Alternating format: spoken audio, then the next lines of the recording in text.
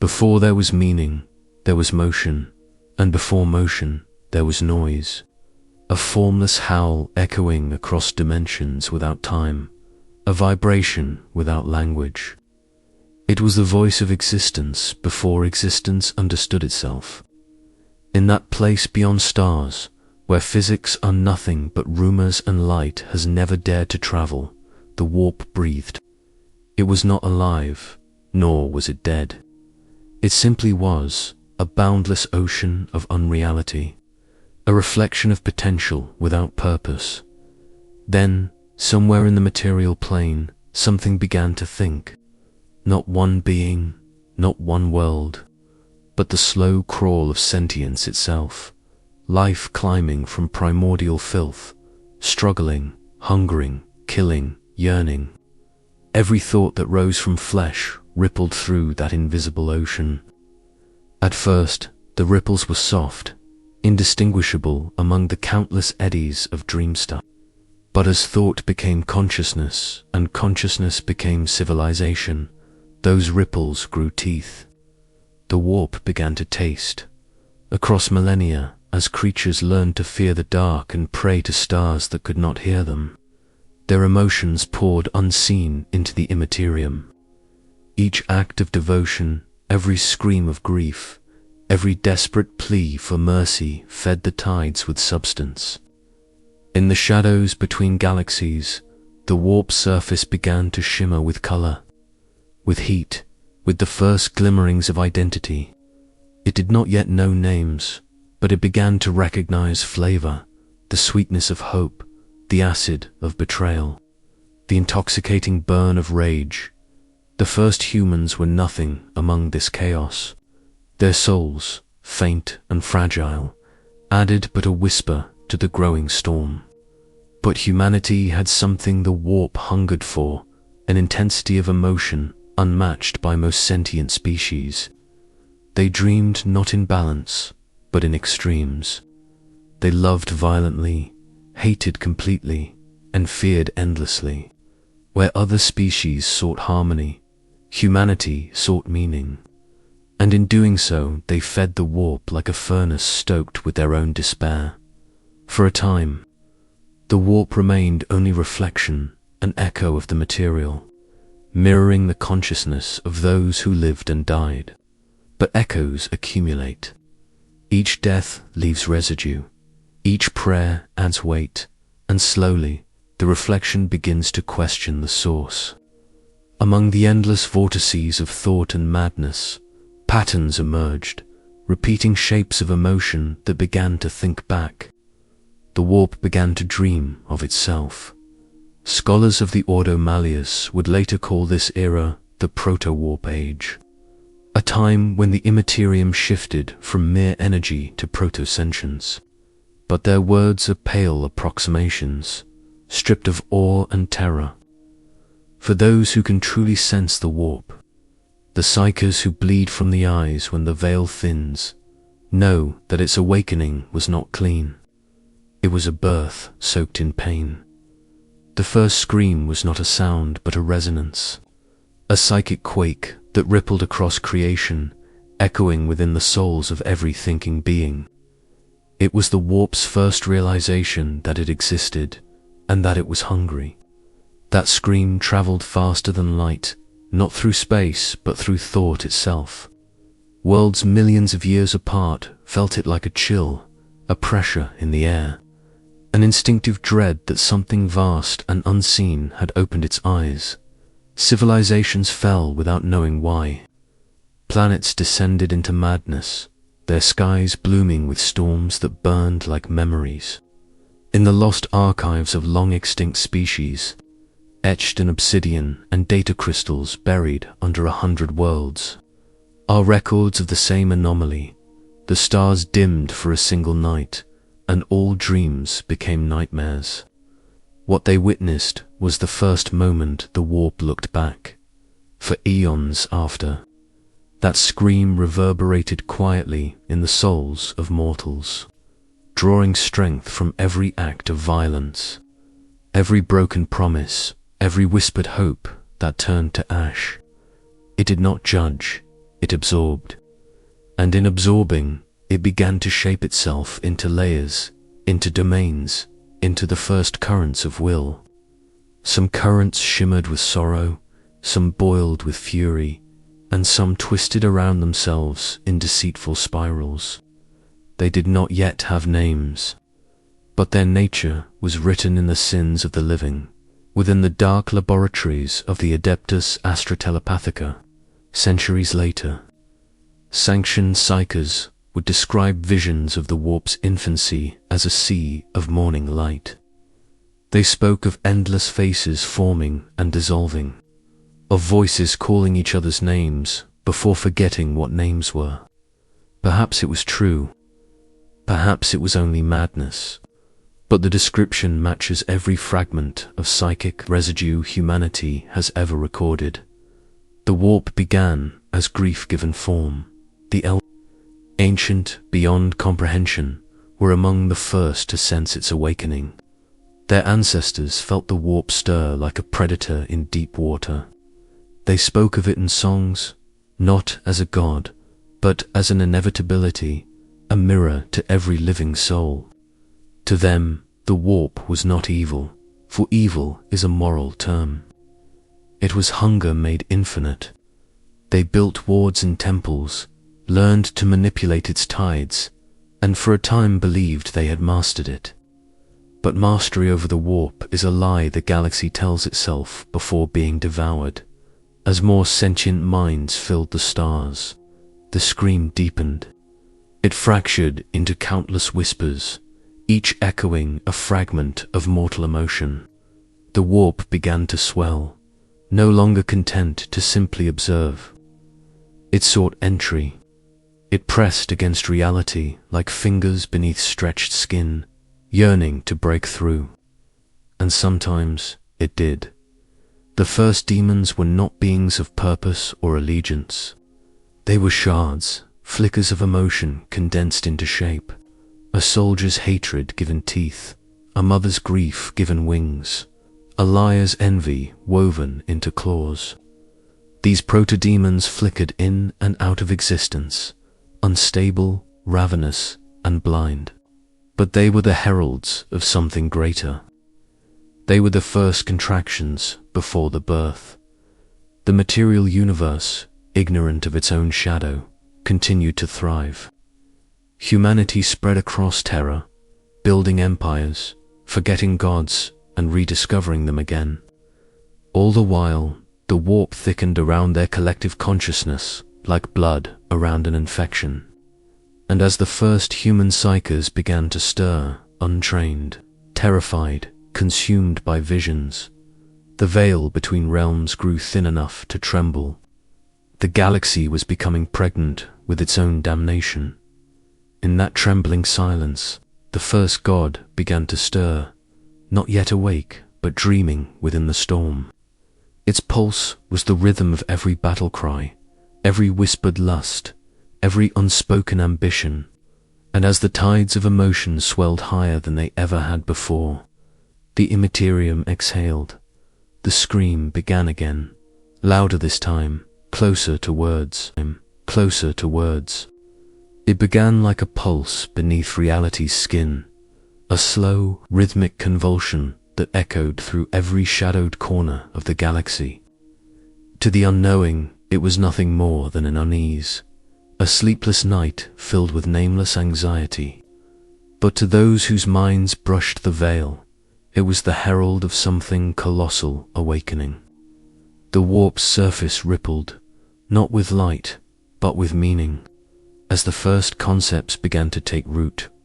Rage, desire, sorrow, change. Words had not yet been invented for them, but the emotions themselves burned, self-defining. The Imperium was no longer an echo. It was beginning to dream its own dreams. In the jungles of pre-imperial Terra, shamans huddled by dying fires, trembling as visions tore through their minds. They did not understand what they saw, only that behind every death they mourned, behind every spirit they called upon, something vast and ancient had begun to listen. These early psychers, the ancestors of all human witchcraft, were the first to pay the price of curiosity. Their souls, bright and unguarded, flared like candles in a hurricane. The warp devoured them in silence. Each mind snuffed out like a spark consumed by its own reflection. But death was never waste in the image. Each shaman's demise left an imprint, a psychic echo that merged into the growing storm. Slowly, those countless deaths carved new eddies of awareness within the warp. Thought birthed thought. Will responded to will. The fabric of unreality thickened, charged with emotion so concentrated it began to congeal into identity. Not one, but many. Entities without faces, born of mortals who never knew their own power. Among the stars, other civilizations stirred the Aldari among them, their nascent souls already blazing with psychic intensity. Unlike humanity, they did not fear their connection to the Imperium. They reveled in it, shaping it with artistry and indulgence. To the warp, their joy and decadence were feasts. Every song, every pleasure, every exquisite act of cruelty fed the storm, and the storm remembered. And yet, for all the splendor of their ascendance, the Aldari were blind to what grew beneath their own creation. In their arrogance, they believed themselves the masters of emotion, never realizing that emotion was mastering them. The warp listened, learned, and mimicked. The shape of their passions began to gather weight, pulling in the despair of other races, the envy of dying stars, the endless cycle of fear and violence echoing through space. Slowly, inevitability coalesced. Back on Terra eons before the Imperium's birth, humanity stumbled forward in ignorance. Cities rose and fell, languages evolved and died, and through it all, the warp thickened like fog over a graveyard. The earliest astropaths would later describe it as a mirror too bright to look upon, reflecting everything the human race wished to hide. In that reflection, small things began to move. The proto-demons, flickering phantoms of malice and hunger, proud unseen in the psychic tides, feeding on the emotions that had birthed them. The shamans who survived the first waves of psychic awakening learned to bind their spirits together, to reincarnate across generations. They formed a covenant of survival against a universe that was quietly learning how to eat them. But as their souls cycled through death and rebirth, the warp marked them. Each return left deeper scars, each incarnation weaker than the last, until the shamans gathered upon the plains of Terra and made a final, desperate choice. They would die together, all at once, surrendering their souls into the Imperium to forge something new. Something that could protect humanity from what was coming. What was born from that sacrifice was no god of chaos. It was a presence of golden fire, silent and watchful. A beacon that would one day be known as the Emperor of mankind. Whether he was truly forged in that moment or merely awakened by it is a question the galaxy will never answer. But from that instant forward, the warp held two forces locked in eternal tension. The embryonic chaos of emotion and the faint radiant pulse of order. The scream quieted, but only for a time. For every act of creation births destruction, and every flicker of light deepens the shadow around it. The warp, now self-aware, began to ache for balance, not harmony, but reaction. Its hunger deepened, its whispers sharpened, and its storms learned to wait. In the centuries that followed, when the first psychers reappeared among human tribes, their dreams were haunted by shapes. They spoke of vast silhouettes looming beyond the stars, eyes that opened within darkness, dripping light like blood. To some, These visions were warnings. To others, they were promises. It was the first seed of worship, the first kneeling of mortal minds before what would become their destroyers. Across 1,000 worlds, the same pattern unfolded. Civilizations prayed to invisible powers for victory, vengeance, or deliverance, and the warp listened.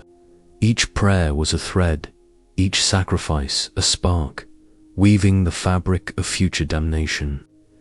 In some places, demons took shape, not yet stable, but more defined, whispering names to the living.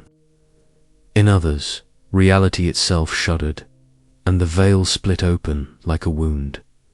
The galaxy was being rewritten from within. The Immerterium no longer mirrored the material. It began to influence it. Thought could wound, faith could burn, and dreams could kill. The warp had become a god machine, fueled by the very souls it would one day consume. And in its depths, something stirred again. The first true current of will, a presence not yet conscious, but inevitable, drawn from every act of rage, every drop of blood spilled in hate. The galaxies trembled, and the scream rose once more, this time with rhythm, as if the Immerterium itself had begun to breathe. The first god was beginning to turn in its sleep, The first pulse of awareness that rippled through the warp was neither gentle nor kind. It was violence given voice, a raw animal recognition that existence itself was suffering, and that suffering could feed. Across the stars, wherever blood fell and anguish followed, the resonance grew louder. The warp thickened, deepened, darkened. The screams of dying civilizations became its heartbeat. The grief of mothers, the rage of soldiers, the terror of the hunted, all of it swirled together in a symphony of psychic agony. Building toward crescendo, there was no intent behind it, not yet. Only hunger. The warp did not know why it consumed. It only knew that consumption made it stronger. Its tides were filled with dreams so vivid they took on flesh, nightmares so persistent they clawed their way into being. And in the midst of this blooming madness, the boundaries between thought and form began to blur. Where a mortal soul ended, the Immerterium began, deep in that storm. The first semblance of identity began to congeal, an embryonic awareness, raw and furious. It did not yet call itself Khorne, for names are mortal inventions, but it was rage incarnate. Every strike of blade against bone, every scream of vengeance, every heartbeat pounding with wrath fed its forming essence. The warp boiled red around it, a cosmic wound bleeding fury into the void. Across the galaxy, wars intensified for no reason beyond instinct. Mortals were unknowingly echoing the rhythm of the being they were birthing. The Immerterium shuddered as another current formed, subtler, colder, coiling in serpentine grace. It was not rage that gave this entity strength, but desire. The yearning for beauty, perfection, power, indulgence. Every whispered temptation, every touch that blurred the line between pleasure and pain, poured like wine into the warp's waiting chalice. The Aldari, whose souls burned brightest, became its architects. Their art, their passions, their excesses all sculpted the foundations of what would one day bloom as Slaanesh, far above the cries of pleasure and war. A third current wound through the storm, like an unseen thread, one woven from ambition and deceit. It whispered in the language of lies and futures unspoken. It took from every schemer who thought themselves clever, every manipulator who bent truth to will, every visionary who sought to twist destiny itself. From these acts, the warp learned to change, and that current grew into the embryonic reflection of Tzentch, and beneath it all, Quieter, but no less dreadful, another pulse throbbed in the depths. Despair. The realization that all things decay, that life itself is a losing battle. Those who clung to their flesh, who feared the cold emptiness beyond death, gave birth to stagnation, to the festering patience of what would become the warp learned rot, compassion twisted by corruption, endurance warped into entropy. Thus the Imperium began to shape its gods, not through will, but through inevitability. Each was an answer to a question mortals didn't know they had asked.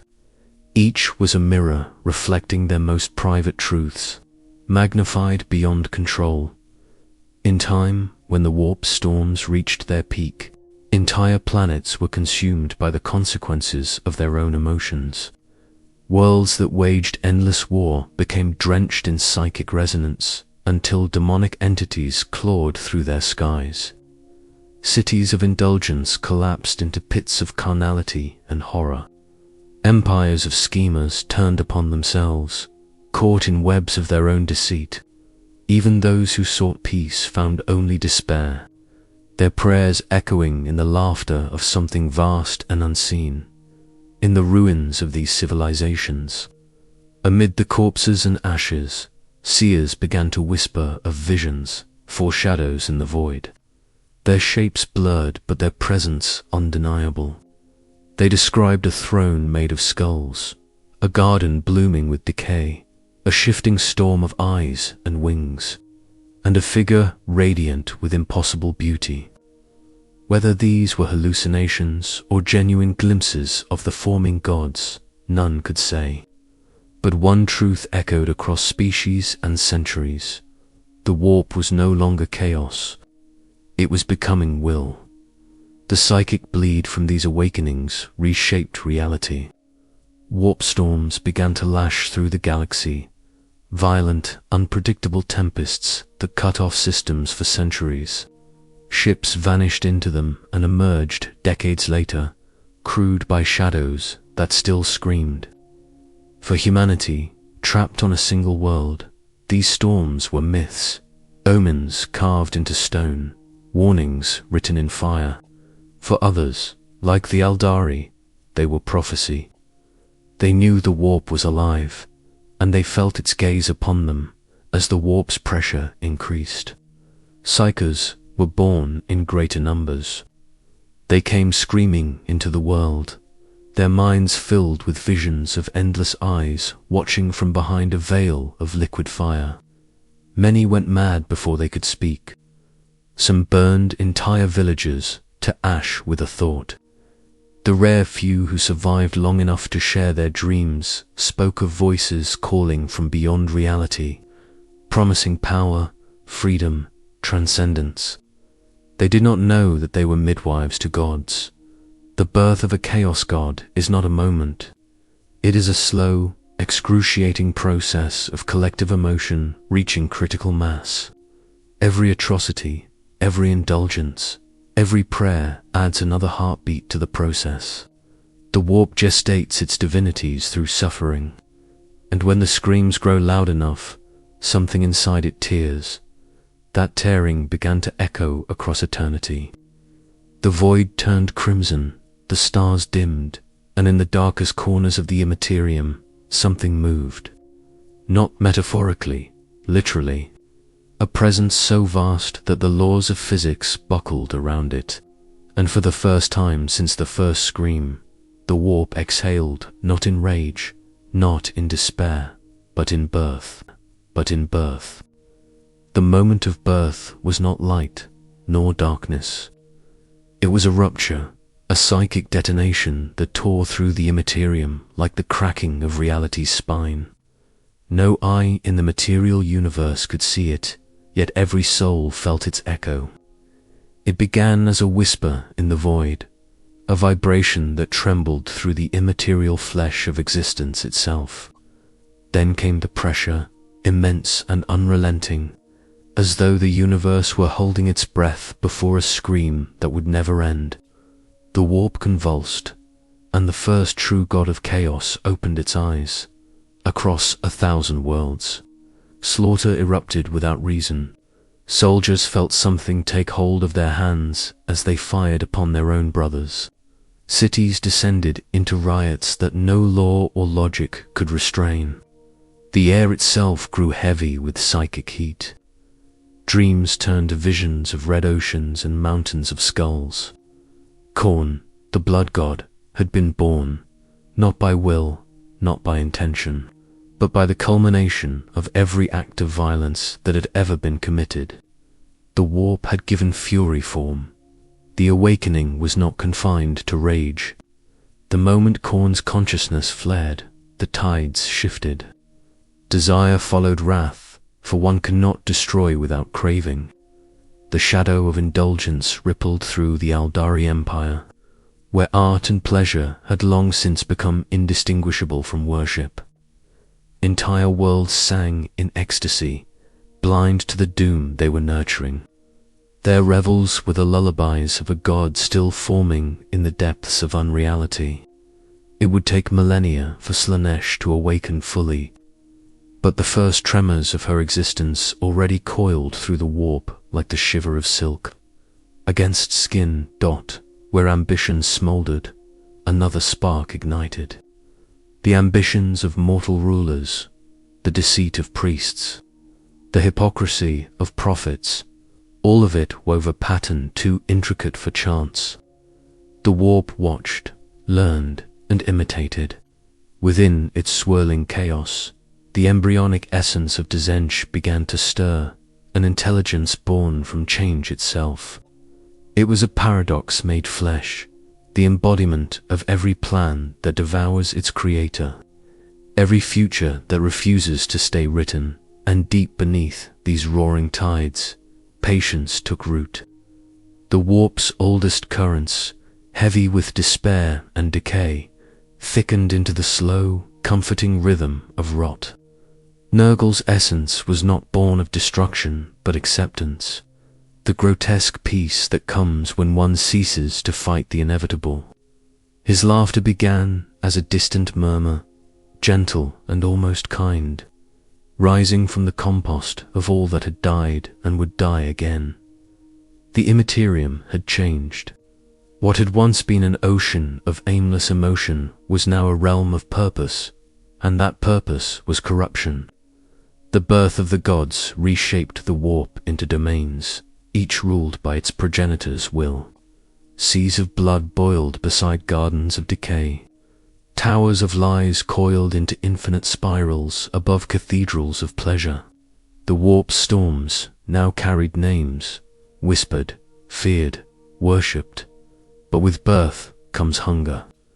The gods, though immense, were still incomplete, their essences bound to the mortals who fed them. They required worship, conflict, and emotion to sustain their growth. The more the galaxies suffered, the stronger they became, and so they whispered back to their creators. The first cults were born in madness. Prophets and zealots spoke in tongues no one recognized, their eyes glazed with warp light. They built altars from bones and machinery, their blood offerings steaming in the air. They carved symbols into stone and skin alike, symbols no living scholar could later decipher, yet every demon could understand. The warp was teaching them language, its language.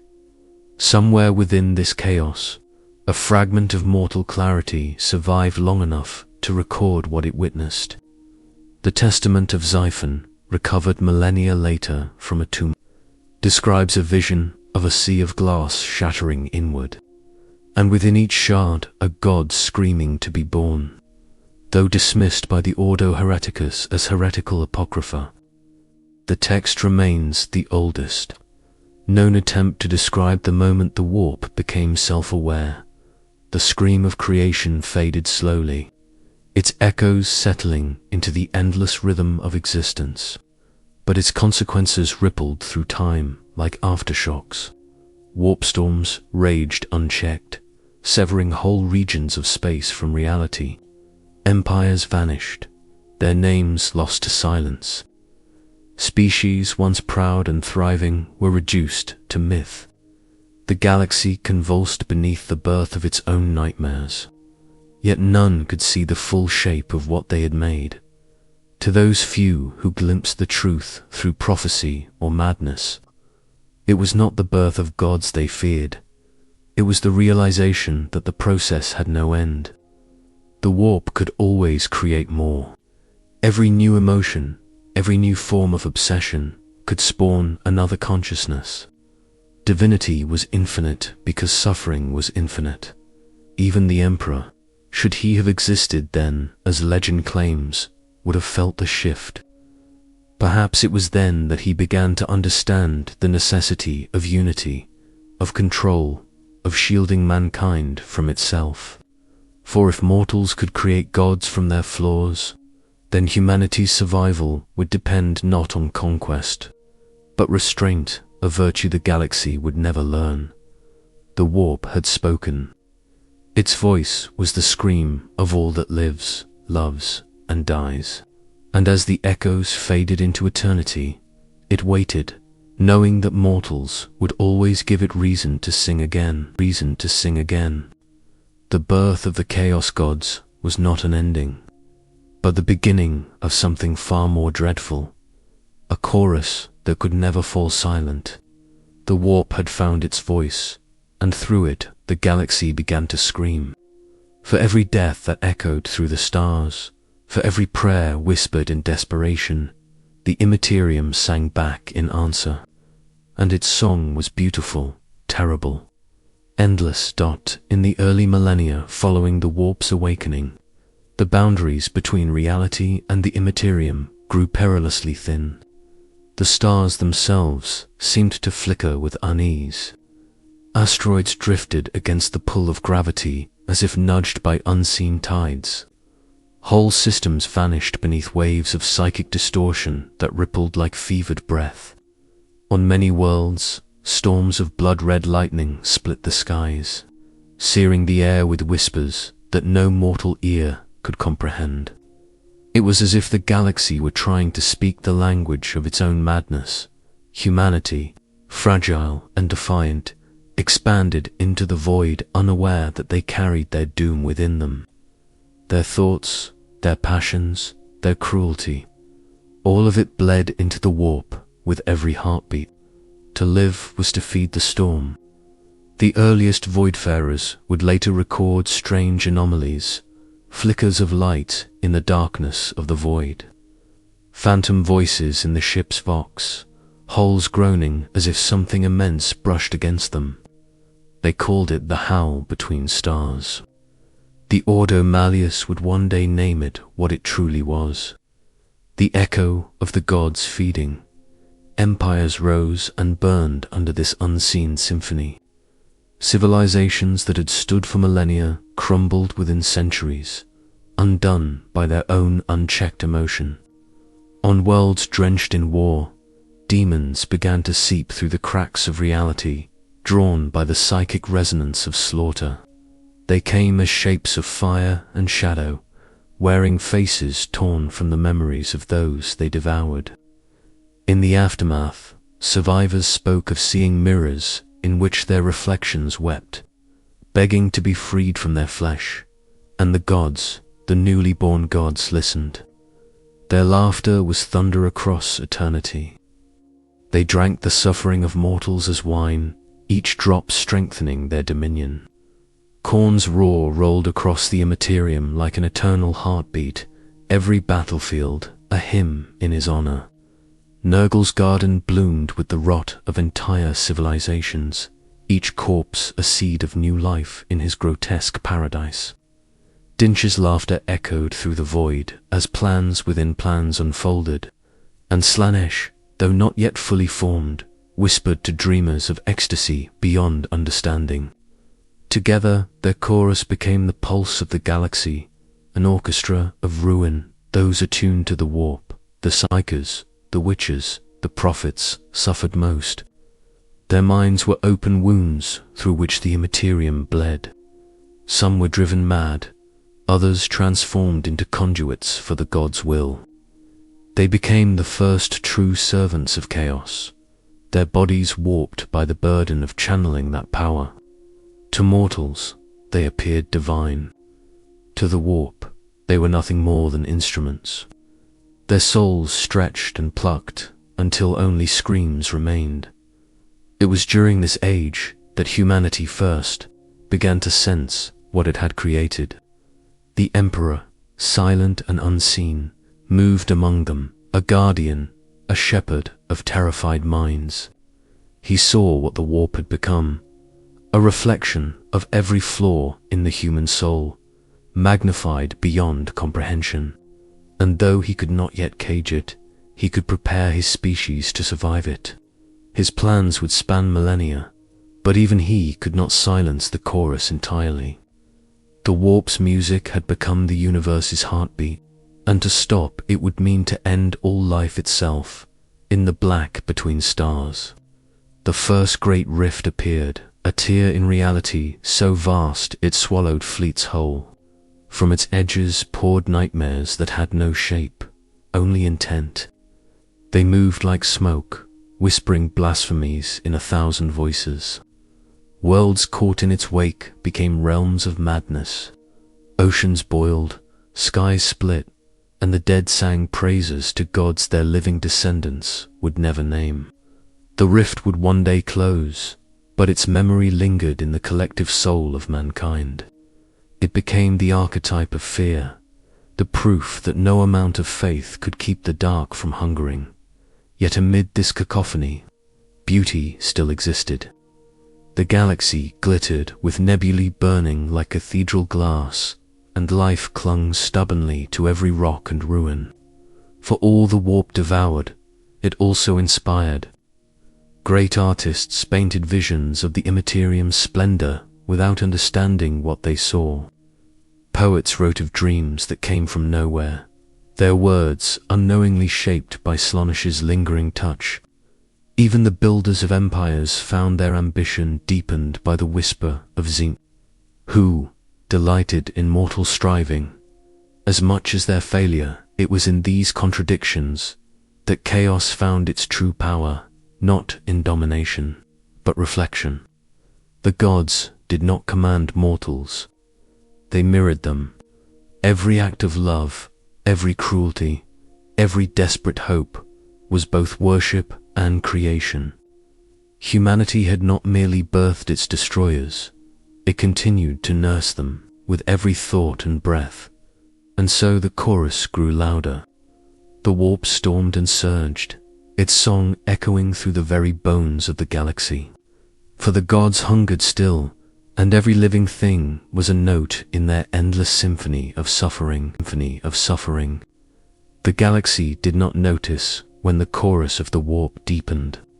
It merely endured. The sounds of it, not true sounds, but psychic reverberations, rolled through space like the pressure of a storm before lightning. To those who could hear, it was a song of grief and temptation, sung in every tongue that ever was or would be. The newly awakened gods no longer slept. They watched and they fed. Every death on every world was another chord, every act of cruelty another note, every whisper of hope another echo to be twisted. In the ruins of forgotten empires, mortals began to build shrines to unseen powers. They painted with blood and prayed in fear. The warp answered because it must. Where the barrier between worlds weakened, the air grew thick, heavy with metallic taste, and shapes emerged in the shadows, things that should not exist but did, because mortals believed in them. That was the terrible beauty of the Imperium. Faith itself could give form to madness. Across the old stars, entire sectors vanished into silence. Fleets sent to investigate found only wreckage, ships drifting in circles, crew reduced to skeletons fused to their stations. Some claimed to hear hymns in the static of the Vox, choirs of 1,000 voices chanting a single name that no machine could record. To some, it sounded like prayer. To others, lamentation? In truth, it was both. For the warp had learned to sing through the living and the dead alike. On the worlds of man, the psychic bleed became unbearable. Psychers, untrained and terrified, erupted in spontaneous conflagrations of power. Cities were consumed by entire populations took to burning the gifted at birth, believing it mercy. But it changed nothing. The song continued, louder, closer, until even the uninitiated felt its pull. Murders became ritual, and war became liturgy. The warp did not demand worship, it made worship inevitable. The Emperor's shadow moved through these ages like a rumor carried on the wind. In some tales, he was a wanderer cloaked in dust, saving villagers from the witches they feared. In others, he was a scholar on the edge of madness, writing names of gods that had not yet been spoken. The truth is lost, buried beneath centuries of fire and myth. Yet every legend shares a common thread, that he saw the warp's chorus for what it truly was, the echo of humanity's own voice, magnified until it shook the stars. As humanity expanded beyond Terra, its presence in the warp grew unbearable. Every colony, every war, every death became another instrument in the divine orchestra of ruin. The early navigators, those first born with the warp sight that would one day guide the Imperium's ships, described the Imperium as a sea of shifting color, so vibrant it hurt to behold. They spoke of faces in the waves, of cities made of light, of laughter that bled. Many never returned from their voyages, their ships emerging centuries later, crewless but for statues of salt where living men had once stood. The gods grew stronger. Khorne's realm thickened with the psychic residue of endless war. Nurgle's gardens spread like a bruise through unreality, every new plague a flower blooming in his name. Tzeentch's labyrinth expanded, corridors of shimmering logic twisting into impossible infinities. And far away, in the deepest dark where pleasure and pain became indistinguishable, the faint pulse of Slaanesh began to stir. Faint but rising, the promise of ecstasy waiting to bloom into horror. Among mortals, prophets began to speak openly of these powers. They promised salvation through surrender, enlightenment through corruption, freedom through service. They wore their faith as armor and madness as crown, and always the warp rewarded them.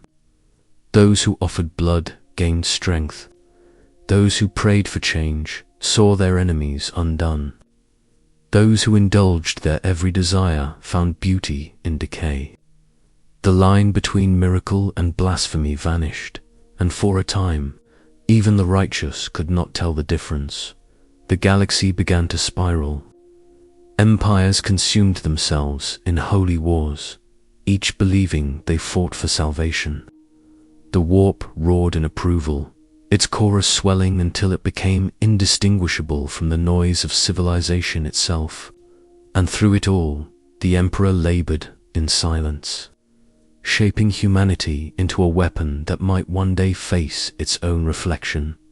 But for now, the song ruled all. It played through the screams of the dying and the laughter of the damned. It echoed in the silence between stars, in the pulse of a newborn's heart, in the hum of forgotten machines drifting through void. The chorus of suffering had no conductor, for it needed none. Every living soul was its instrument, and every moment of pain its perfect note. Somewhere, in the black between galaxies, the gods listened and smiled, and smiled.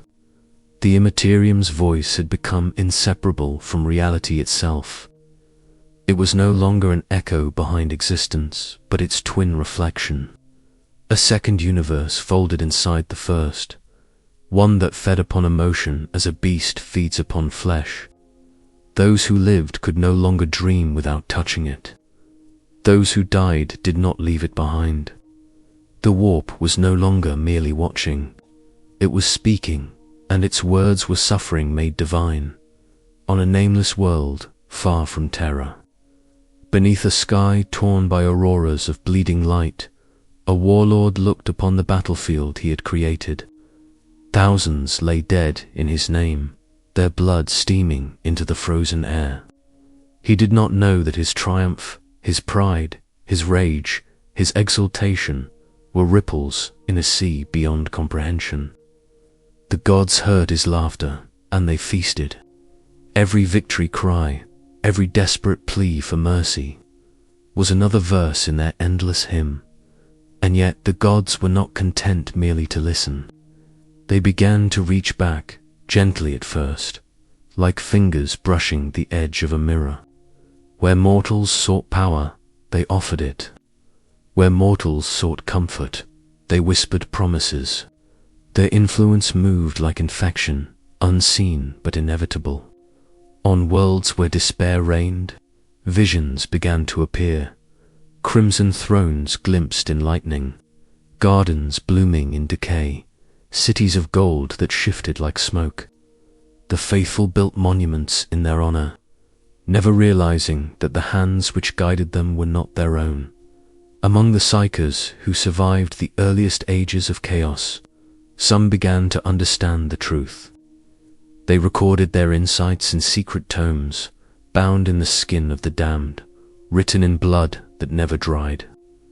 One such text, later seized by the Inquisition, told of the symphony of flesh, a doctrine claiming that all existence was a single great choir, and that every soul was a note resonating within the warp.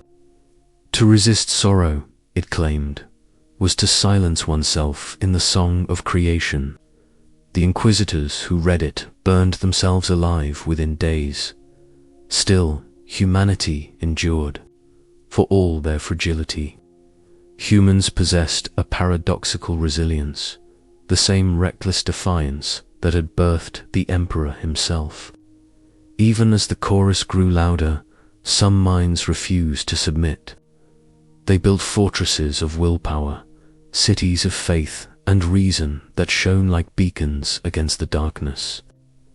These rare souls could hear the music of the warp and yet remain untouched, as if standing within fire without burning. The Emperor sought them out wherever he could, gathering them across millennia, preparing them for a future no other being could yet imagine. But for the majority of the galaxy, the war between flesh and spirit was already lost. The warp had learned to mimic divinity so perfectly that mortals no longer cared to tell the difference. They worshipped what they feared, loved what would consume them. Every priest who wept for salvation fed no. Every soldier who killed in holy rage exalted Khorne. Every politician who lied for peace strengthened Xen. Every lover who whispered devotion on the edge of obsession offered their soul to. The gods no longer needed temples. They were enshrined in every beating heart. It was in this age of universal madness that the first great pacts were forged. On worlds drenched in blood and ruin, warlords began to receive visions, promises of immortality, of power beyond comprehension. Some believed they were chosen by their ancestors, others by the Emperor himself. The truth was far crueler. The warp was reaching through them, testing its ability to shape flesh. When they awoke from their dreams, they found symbols carved into their skin, marks that pulsed with unnatural light, alive and whispering. The first champions of chaos had been born. They led their legions not merely to conquer, but to worship through war. Every victory was an offering, every defeat a sacrifice, and the gods rewarded them. They twisted their bodies into weapons of faith, granting them strength that defied nature. Some grew wings of shadow and flame. Others became living statues of brass and bone. They were not mortal anymore, but neither were they divine. They were conduits, extensions of will from a dimension that should never have touched the material. Through them, the chorus gained structure. The once formless howling of the warp evolved into hymns and anthems, prayers that shaped reality itself. Whole planets began to resonate with these frequencies, the veil between realms thinning until light itself began to pulse in rhythm with the gods' laughter. The warp no longer waited to be worshipped. It invaded the senses, a constant hum behind thought, and then came silence. A sudden stillness, unnatural and complete, spreading across the psychic horizon like a held breath. Those who could hear the warp felt it withdraw, coiling in anticipation. For the first time since its awakening, the gods were listening to something greater than themselves, the collective will of the mortals who had birthed them. Billions crying out at once, united by fear and fury. The warp trembled under the weight of it, as though bracing for a new birth. Somewhere deep within the Imperium, a new vibration began, lower, slower, older. It was not yet a voice, but the suggestion of one. The gods fell silent. Even Khorne's laughter ceased. The chorus of suffering had reached a new key, one that spoke not of rage or lust, but of despair. A despair so pure it could only belong to a dying civilization. The warp listened, and something began to grow. The universe was preparing to birth another god, For a brief, unmeasurable span, the galaxy held its breath. The Imperium, once shrieking and convulsing with endless hunger, quieted into an expectant hum. It was not peace. Peace could not exist where thought itself bled, but a terrible pause, as if creation awaited a verdict. Through that stillness drifted the residue of 1 billion deaths, the fading memories of empires gone to ash, and within it, something began to shape itself from the silence. The chorus had changed. It no longer screamed in agony or sang of blood. It murmured now, low and mournful, the sound of despair given voice. Where once the gods had reveled in slaughter and indulgence, this new presence gathered strength from absence, from the empty spaces left when faith faltered and hope expired. It drew nourishment from the quiet between heartbeats, from the silence after prayer. It was the echo of futility, the truth that every triumph withers, that every empire falls, that all joy curdles into grief. Mortals did not yet name it, for it was not yet whole. It lingered at the edge of perception, felt more than seen, a pressure upon the soul, a chill behind the eyes. On worlds dying under plague or siege, refugees would look to the sky and swear they heard something breathing in the dark. It was not the laugh of Nurgle or the roar of Khorne, nor the honeyed whisper of It was quieter, sadder, heavier. A sigh older than the stars. Those sensitive to the warp, psychers, prophets, dreamers, began to feel it first. They described visions of hollow suns and oceans without reflection, of towers that reached the heavens only to crumble as they touched them. In their sleep, they saw hands made of shadow reaching out to cradle the dying. Some awoke weeping, others serene, and a few never woke at all, their minds drowned in something vast and patient. The Order Malleus would later record these phenomena as the Quiet Plague, though no contagion was ever found. It was the spreading awareness of entropy made sentient. Yet even this new god, this slow coalescence of despair, was no stranger to the others. Nurgle smiled upon it, for he too loved endurance in the face of decay. Desianj watched it with fascination, seeing in its stillness an unbroken paradox change born from the refusal to move. Slaanesh pitied it, or perhaps envied it, for it knew pleasures deeper than ecstasy, the comfort of surrender. And Khorne, in his endless fury, ignored it. For despair was not war, though in truth, every defeat ever suffered was a hymn sung in its name. As the Imperium adjusted to this new harmony, the material galaxy bled to match it. The psychic tide thickened around dying worlds. Civilizations whose stars had burned too hot or too long found themselves whispering prayers to powers they did not understand. Their final transmissions spoke of voices offering release. Not salvation, not victory, but release. The warp listened, and the god of despair swelled in its womb among the Eldari, whose excess had once nearly torn the galaxy apart. Seers began to tremble. They who had birthed Slaanesh through their own decadence recognized the signs of creation within the warp. But this new forming presence was different. It did not rise from indulgence or lust, but from exhaustion. It was the shadow left when pleasure dies, the silence that follows a scream. Their farseers wept, for they knew this was not a single god, but the promise of many yet unborn. The warp, it seemed, could not stop giving birth, for mortals could not stop feeling. Humanity, too, began to sense it. Across the scattered colonies of man, psychers dreamed of graveyards filled with statues that watched them weep.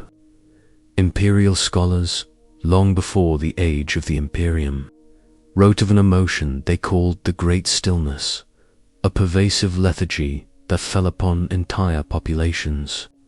Armies stopped fighting mid-war, cities ceased to function, and ships drifted in void without command.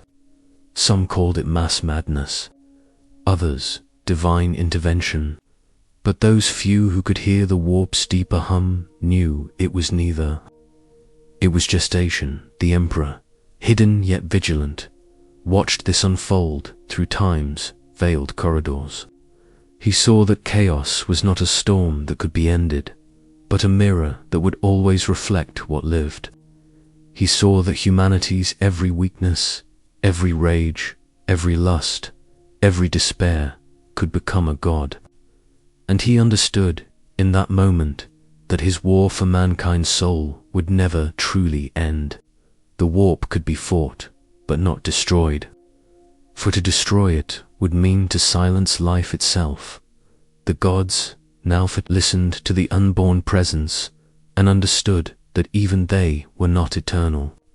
Just as they had risen from mortal emotion, so too could they one day fade, consumed by something newer, stronger, more resonant with the galaxy's evolving pain. In their realms, they turned their gaze toward the material universe with renewed hunger. They would not be replaced. They would feed until the stars themselves forgot how to shine. The Imperium convulsed again, and the silence broke. The chorus returned, now richer, darker, layered with despair's undertone. The universe had learned a new song, one that would never end, for it was the sound of mortality itself. And in that music, hidden between the screams and prayers, one could almost hear a heartbeat, faint, slow, inevitable, a heartbeat that promised the birth of something greater still, something greater still. The galaxy turns slowly, and in its turning, it forgets.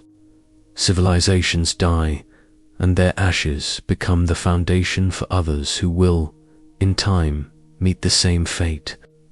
Yet the warp remembers. Every dream, every death, every whisper uttered by mortal lips lingers there, suspended like dust in light that has no source. The Imperium is memory given form, and from that endless accumulation of memory comes awareness. Awareness deepens into will, and will becomes the seed of divinity. The warp had been alive for eons now, its gods fully awakened, its domains solidified by uncountable acts of faith, rage, despair, and deceit. And yet it was not still. No divinity within it was ever content, for chaos is change, and change does not rest. The gods fed, each according to its nature, and in their feeding they grew beyond comprehension. But even their gluttony could not consume all that mortal minds offered. The excess pooled, gathered, and began to spiral inward, forming vortices of emotion so dense they bent thought itself. Among these newborn eddies, new seeds began to form, not yet gods, not even demons, but possibilities.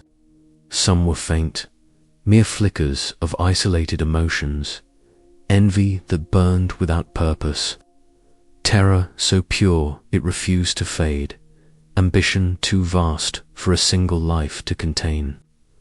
Others were stronger, drawing toward them the psychic residue of millions of souls. The warp thickened around these embryonic hearts, nurturing them with every new cruelty, every new prayer. It was in this epoch that mortals began to notice a strange shift in their dreams.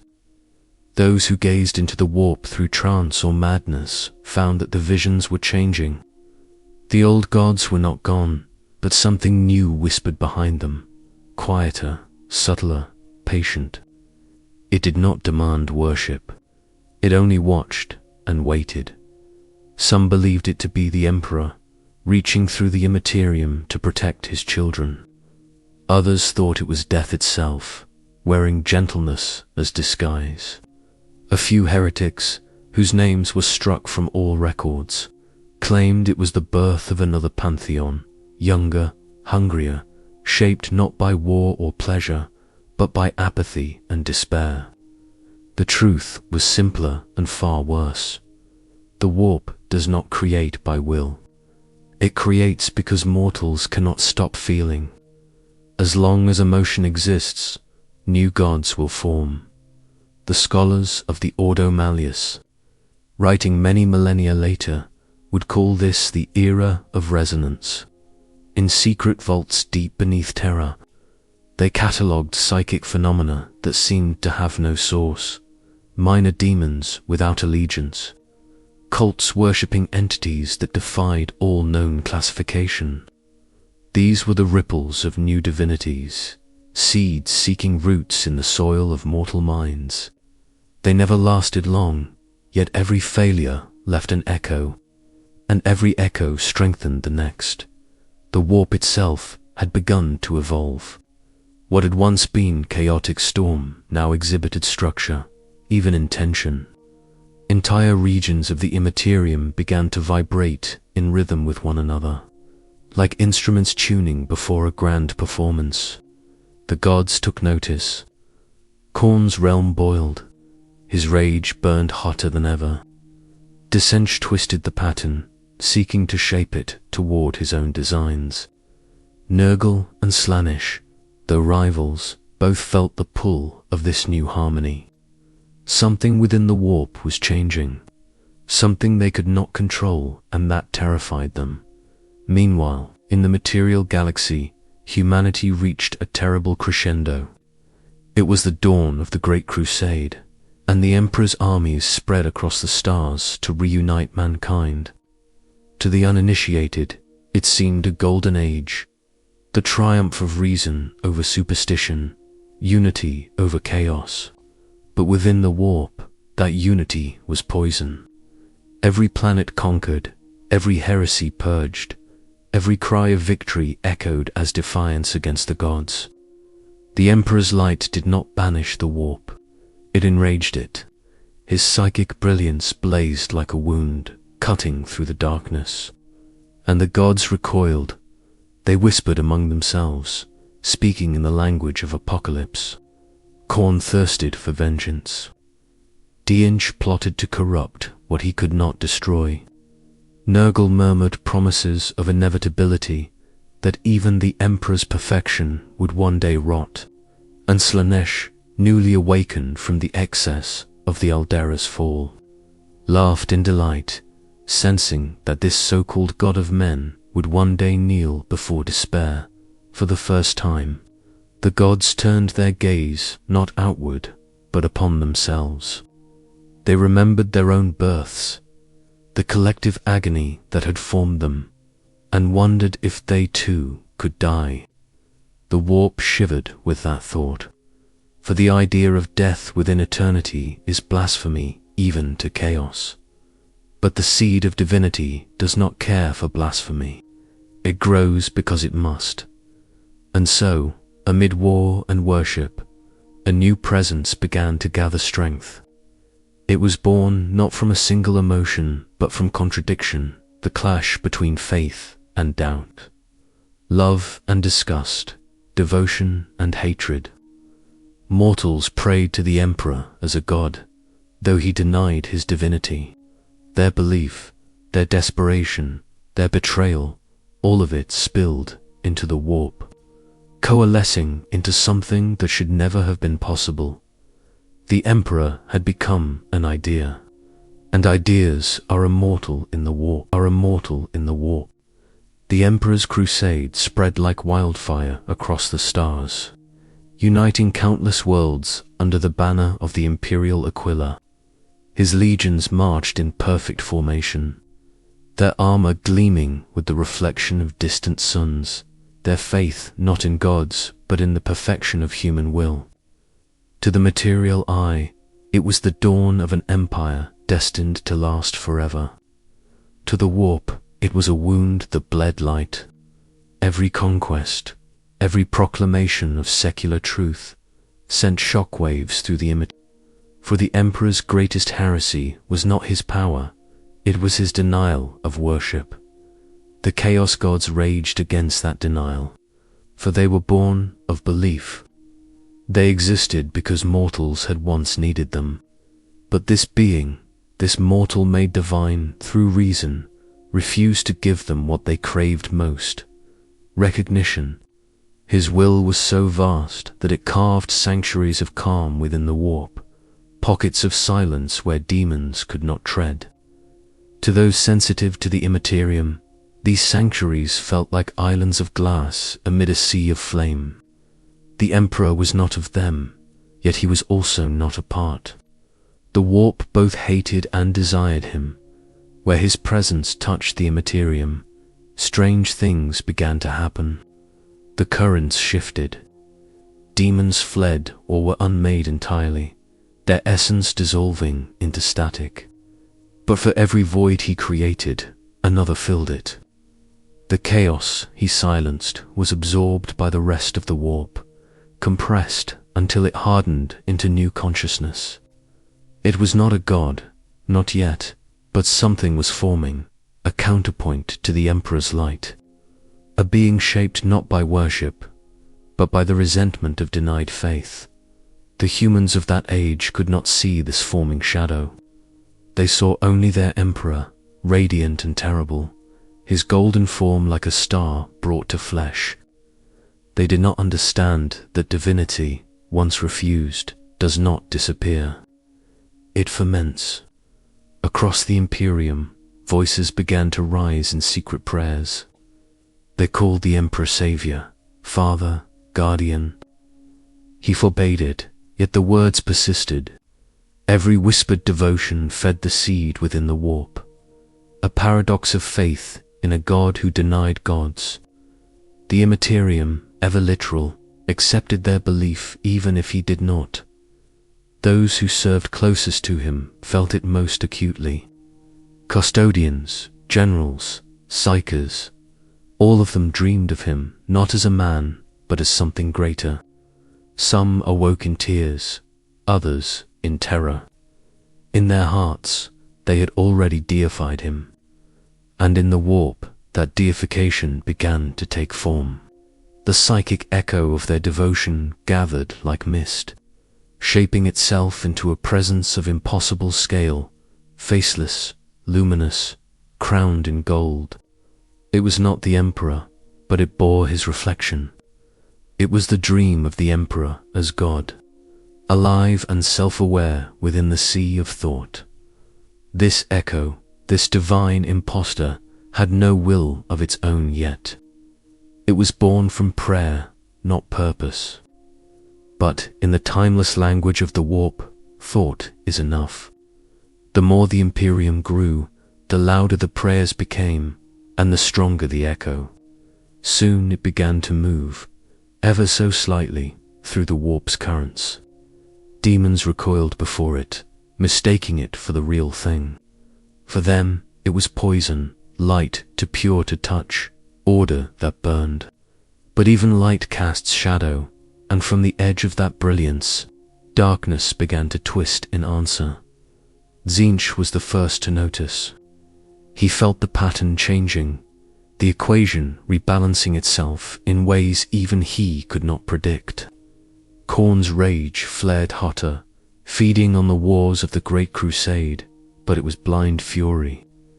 Nurgle murmured approval, for all light eventually decays. Slaanesh, ever curious, listened to the echo and smiled.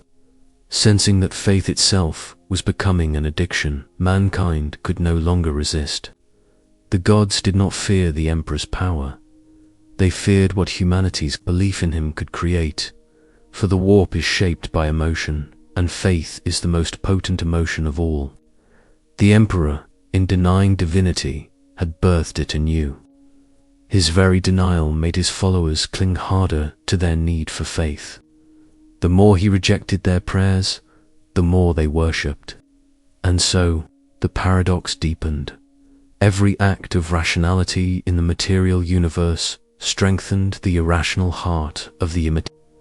The Emperor's victory fed the gods, even as he sought to end them.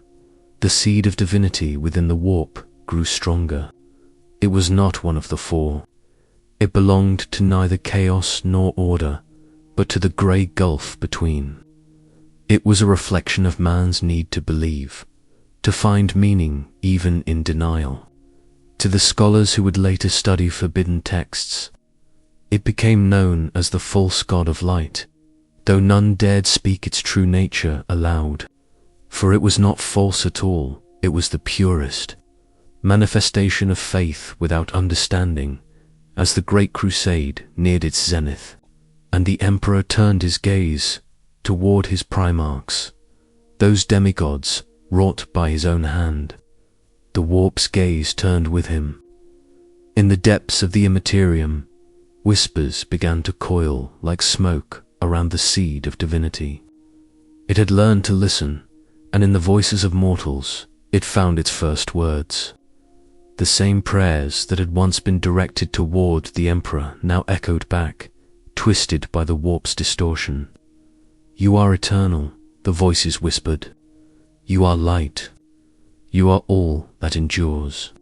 But they were not speaking to the Emperor. They were speaking to the thing that pretended to be him, the god that was not a god, yet growing stronger with every breath. The Imperium trembled with the irony of it. For even as mankind sought to conquer the stars, it was unknowingly planting the seeds of its own worship, and of another chaos god, Faith is a double-edged blade. It can elevate or destroy, sanctify or corrupt.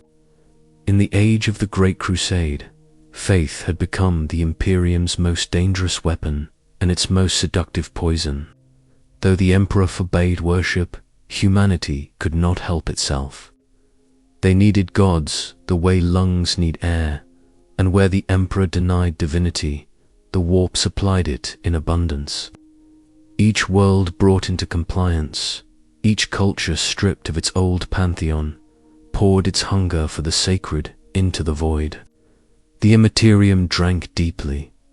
For centuries, the Emperor's armies fought and bled in the name of reason. The primarchs, his sons wrought from divine science, became living symbols of perfection. They inspired awe that reason could not contain. Mortals called them angels, demigods, saints of a new creed, though such words were forbidden. The more the Emperor's truth spread, the more faith metastasized in secret. Entire legions carried reverence in their hearts even as they mouthed oaths of logic. And where reverence gathered, the warp listened. It began subtly, as all corruptions do. Astropaths whispered of golden light flickering in the void. A radiance, unlike anything they had felt before, too bright to be the Emperor's calm, too warm to be the chaos storms. Navigators reported corridors of serenity appearing where once only madness lay, pathways that guided ships without error. They believed it was the Emperor's protection, his unseen hand upon the warp. They were half right. The light they followed was born of human belief, not the Emperor's will. The warp was shaping their prayers into reality, building a god out of longing. This nascent presence did not roar or rage as the dark gods had upon their birth. It whispered, soft as the last breath of a dying world. It whispered of peace, of order, of love, words mortals had long forgotten how to trust. It offered comfort, not terror, promise, not power, and mortals, weary of endless conquest, welcomed the illusion. They did not know they were nurturing a godling, one whose essence was built from their desperation to believe that something, anything, could save them from themselves. In the heart of the warp, the echo of this presence grew clearer. It took the shape of light, though it cast no shadow. It resembled the Emperor, though not precisely a distorted memory of his perfection. Where the Emperor's presence was cold and controlled, this light was warm and inviting, a counterfeit divinity woven from the threads of human desire. Demons that drew near it screamed as their forms unraveled, for it sang a melody alien to them, the song of mortal hope. But even as they died, the gods of chaos watched.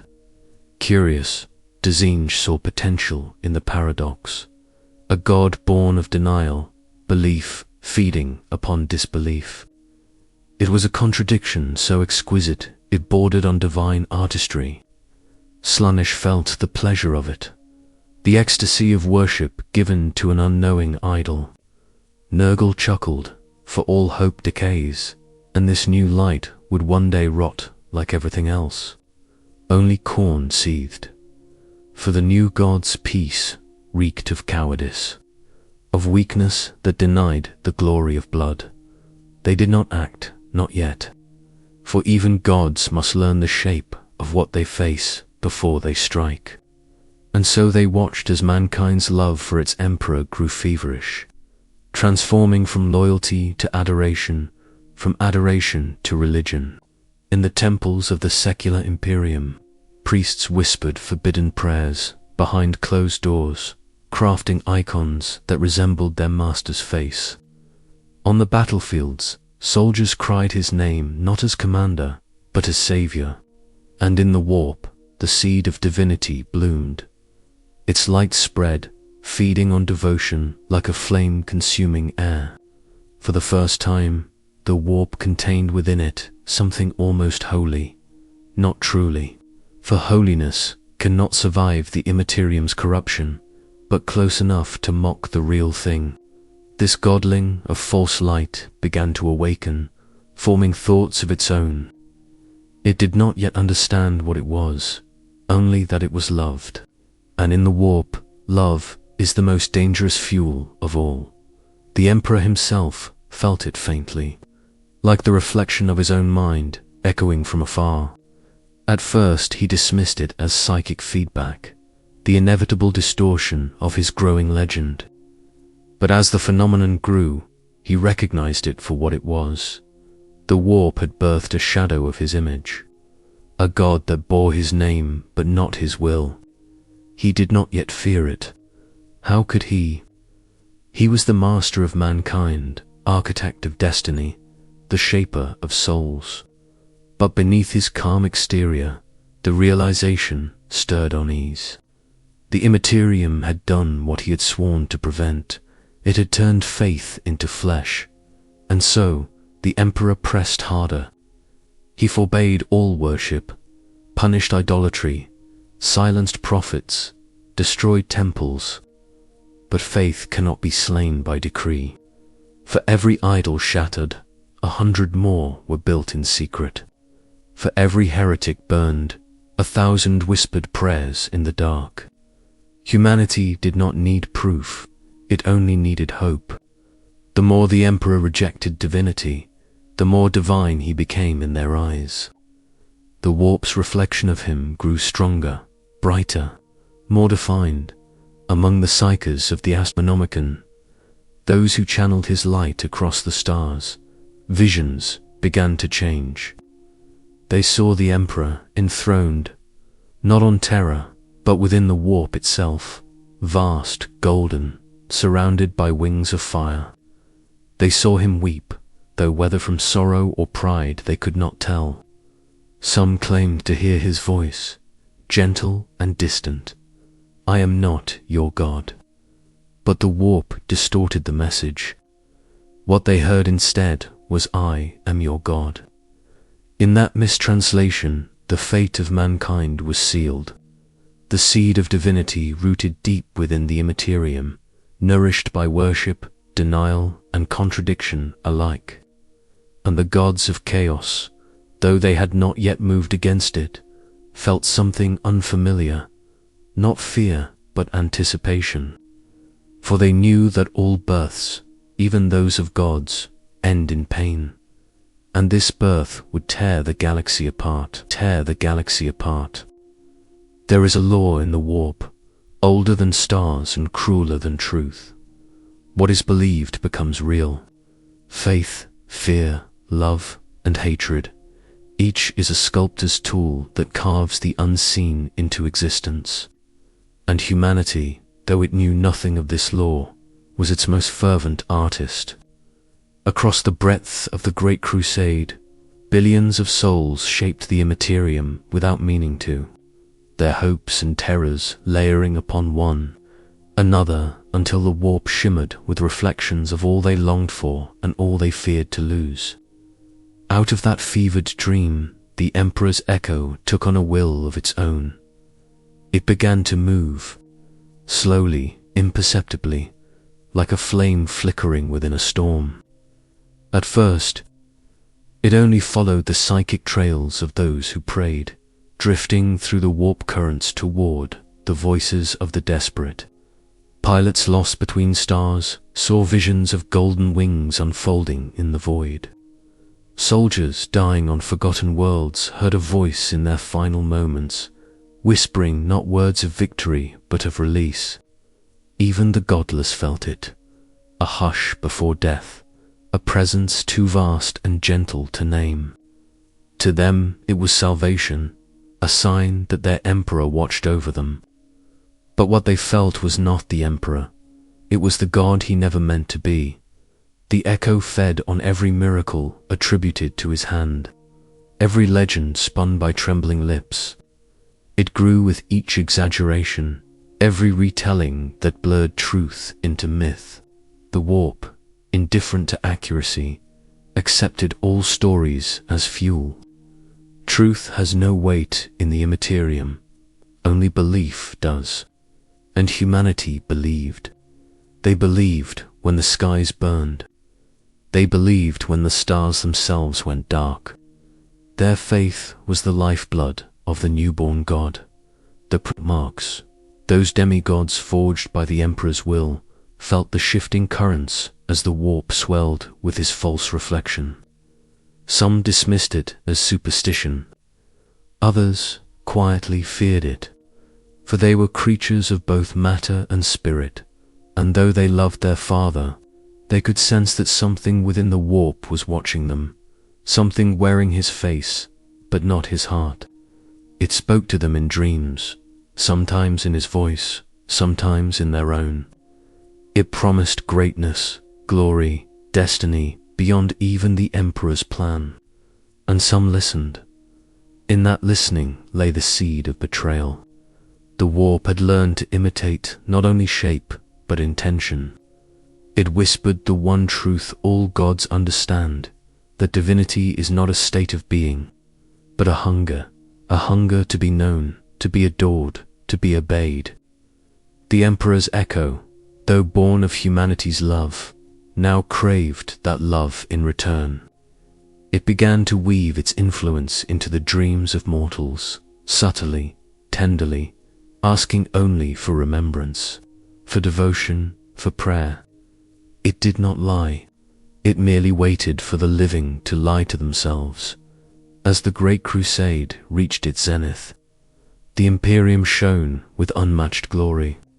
Yet beneath its splendor, cracks began to form. Some worlds whispered prayers to the Emperor in open defiance.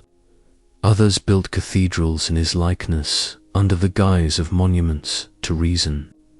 The faith he had tried to extinguish now spread like wildfire through the shadows, and where faith gathered, the warp thickened. Pulsing with light that was both sacred and blasphemous, the gods of chaos felt the change as a tremor through eternity.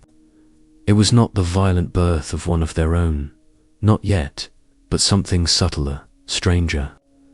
They saw the shape of the Emperor's echo spreading through the warp, its golden radiance like a new star threatening to outshine them all. They could not destroy it, for it was made from the same essence as themselves, human emotion. Instead, they turned their malice toward its source. Desianch whispered into mortal ears, sowing doubt and ambition. Slanesh called to the pride of those who sought their father's approval. Khorne's fury infected the legions that thirsted for war, and Nurgle's quiet laughter spread among the weary, telling them that all light decays in time. Together, their whispers reached the heart of one being whose faith in the Emperor had begun to curdle into resentment. Horus, the War Master. Through him they would wound not merely the Imperium, but the very concept of belief. For the seed of divinity, still forming in the warp, could not withstand contradiction. Faith is unity. Heresy is division. When Horus raised his hand against his father, when half the legions turned their guns upon their brothers, the warp convulsed. The Emperor's echoes screamed, for it had been made from love, and now that love was bleeding, the gods of chaos roared with delight.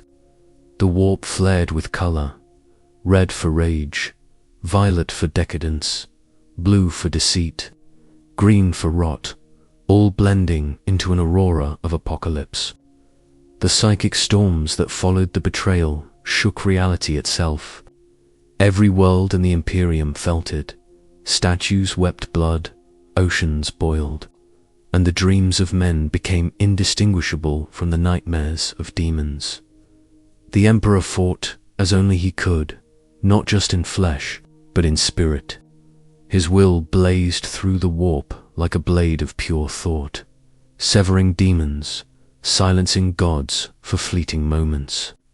Yet even victory was poison.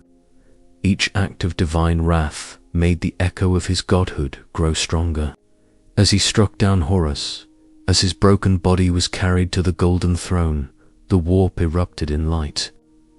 The Emperor had ascended, not by choice, but by consequence, and the echo that had followed him since the beginning finally found its name. It no longer whispered. It spoke, vast and solemn, its voice rolling through the Immaterium like a sunrise of fire. To some, it said, "I am the Emperor." To others, "I am salvation." To the gods, it said nothing, for even they were listening. The seed of divinity had flowered. The God Emperor of mankind had been born.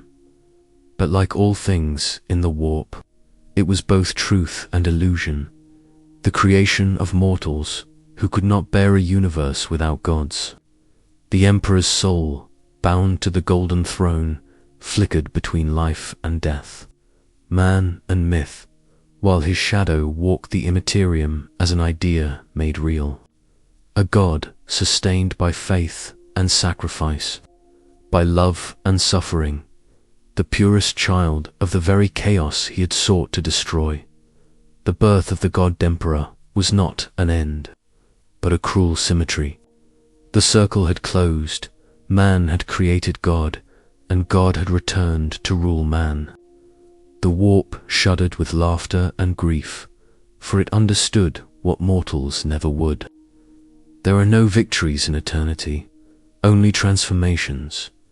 And somewhere in that eternal storm, a whisper was already forming, faint, sorrowful, inevitable. The next seed was already beginning to grow. It was already beginning to grow. The galaxy had gone silent in the aftermath of treachery. The smoke of brotherhood turned to cinder hung heavy above 1,000,000 worlds, and even the stars seemed dimmer, as if ashamed to bear witness to what mankind had done to itself. In the void between those fading lights, the warp boiled. It had feasted upon the Horus Heresy, drinking in every scream, every betrayal, every act of desperate love and vengeful hate. What it could not consume, it twisted. What it could not twist, it remembered. The wound left by that war was more than physical. It was metaphysical. An open gash between the real and the unreal that would never truly heal.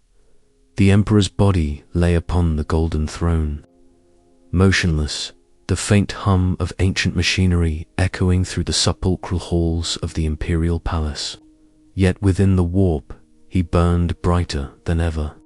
His light, once a singular brilliance, had fractured into 1,000 reflections, each representing a different truth, a different myth. To some, he was a corpse god, bound and dying, sustained only by the prayers of fanatics. To others, he was ascendant, eternal, a golden deity whose will guided the galaxy through the darkness. Both were true. Both were false. The warp thrives on contradiction, and from contradiction, it breeds new life. In the centuries that followed the heresy, mankind's madness became its faith. Where once the Emperor had fought to erase superstition, now superstition defined every heartbeat of his empire. The ecclesiarchy rose from the ashes, preaching the divinity he had denied, building cathedrals that stretched from planet to orbit. The walls of these temples were carved with faces of agony and glory. Saints and martyrs, heroes and liars, all singing the same name. The chorus that filled them was deafening, not because of volume, but because of conviction, and the warp listened. Every prayer that echoed through the void became a ripple of power. Every chant, every hymn, every drop of incense smoke that carried faith upward added weight to the God Emperor's reflection within the image. The God born from denial now ruled through belief. But belief is a living thing, and living things hunger. The Emperor's echo had become a presence of immeasurable size, spreading through the warp like a second sun. Its light burned demons to ash, yet even that destruction fed the endless cycle of creation. For when a demon dies, its death is an emotion, fear, rage, pain, and thus it nourishes the very force that unmade it to the Chaos Gods. This was intolerable. The Emperor's radiance scoured vast regions of the Imperium, driving lesser entities into exile, silencing the songs of madness that had echoed since time began. Khorne roared at the intrusion, seeing in it the hypocrisy of restraint born from slaughter. Dusinch plotted, for even the light of reason is another form of manipulation. Nurgle laughed, promising that even this flame would dim with age. And Slaanesh, whose creation had nearly torn the galaxy in half, watched with fascination, for beauty and suffering had never been so perfectly intertwined. The balance of the warp began to shift. The Emperor's godhood, unintentional as it was, acted as a counterweight to chaos, not order, not purity, but something else entirely, a stabilizing madness. His light did not bring peace. It merely froze the storm, like ice forming over a roiling sea. Beneath that thin crust, the warp still writhed, waiting for cracks to form, and crack it would. For faith, when stretched too far, becomes fanaticism. The Imperium's devotion to the Emperor, once a balm for its wounds, turned to obsession. Entire worlds tore themselves apart to prove their loyalty. Heresies bloomed like rot beneath the surface of piety, each claiming to be the true voice of his will. The Inquisition was born, not from reason, but from fear. A fear so deep, it became holy. The Emperor's name was invoked to justify every cruelty, every purge, every silence in the warp. This insanity resonated like music. The Emperor's echo grew stronger, but stranger. What had begun as a reflection of compassion now pulsed with the fervor of zealotry. The prayers that sustained him were not those of love, but of terror, the desperate worship of a species that believed itself damned. The God that mankind had built from faith was evolving, and its evolution was not gentle. Demons of chaos began to speak of a fifth light in the Imperium, one that neither burned nor corrupted, but consumed in silence. They said that where it passed, songs ended and madness became order, a paradox that frightened even the most ancient among them. Some whispered that it was not the Emperor at all, but something growing inside him, a god feeding upon the faith directed at its mortal anchor. Others claimed it was the Emperor's will manifest, that he was reshaping the warp itself into his own weapon. But to the psychers who gazed upon it, the truth was simpler and far more terrifying. The warp was becoming him.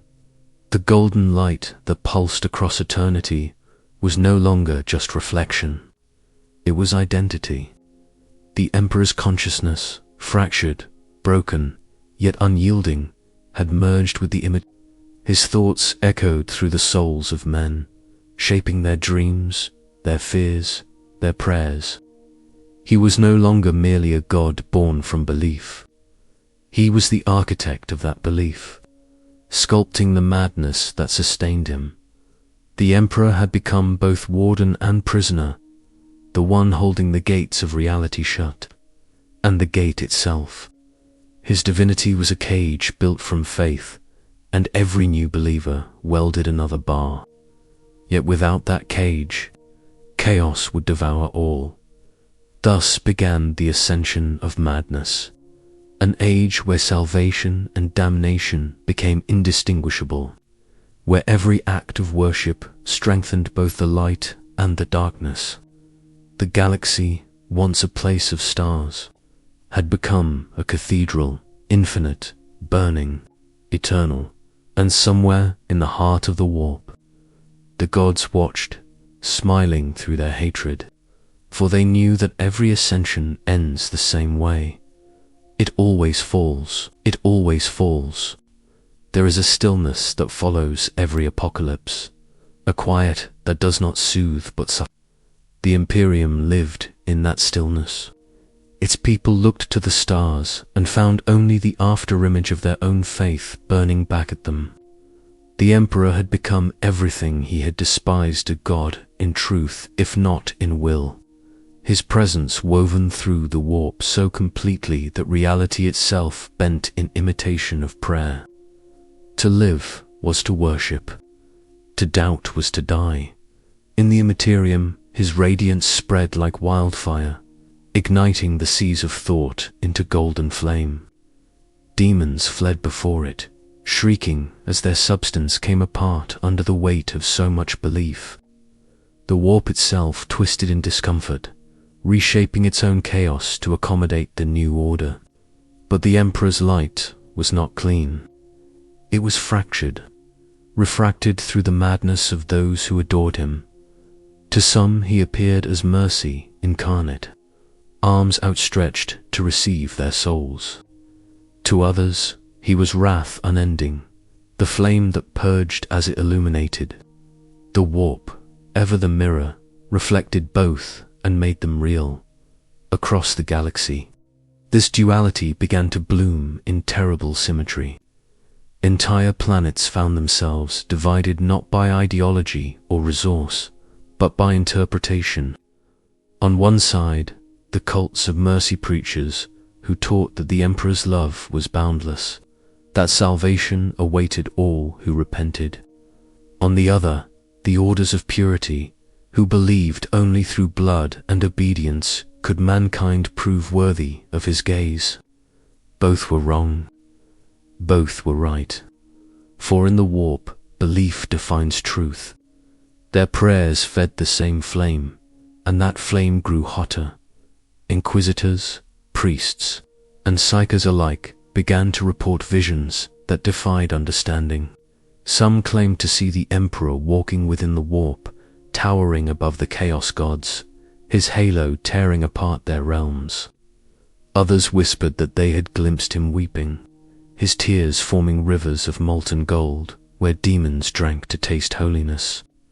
Still others saw only his shadow, vast, cold, and silent, moving through the void, devouring everything in its path. These contradictions were not lies. They were different angles of the same impossible truth. The warp was no longer just chaos. It had begun to absorb order, and order, unchecked, is its own form of madness. The Emperor's presence in the Imperium stabilized what it touched, but like glass cooling too quickly, the surface cracked beneath the strain. In the sectors closest to Terra, reality shimmered with psychic interference. Ships vanished mid-transit. Dreams grew violent and prophetic. Children were born with golden eyes that glowed faintly in the dark. Some worshipped them as blessed. Others burned them as abominations. All the while, the emperors will pulse through every soul that believed in him, shaping humanity into both weapon and sacrifice. And yet, for all his power, the emperor remained trapped. His mortal form was a corpse sustained by ancient machinery, a beacon of light and suffering. Every second of his existence was agony, but he could not die. Death would mean surrendering completely to the warp, allowing the gods he despised to claim him. Life meant unending torment. His consciousness stretched across the psychic fabric of the galaxy. Between those two absolutes, he hovered, a god of paradox, alive in death, divine in denial. Within the warp, his echo grew stranger still. It began to speak, not with voice, but through impulse, through faith, through dreams. To the ecclesiarchy, these messages became scripture. To the Inquisition, they were heresy. The words changed depending on who heard them, for the warp translated belief into language. A dying pilgrim on a shrine world might hear a promise of peace. An assassin might hear a command to kill. A psyker might hear only screaming. The Emperor's will, if it still existed, had become a storm of meaning without control. The Chaos Gods watched in fascination and disdain.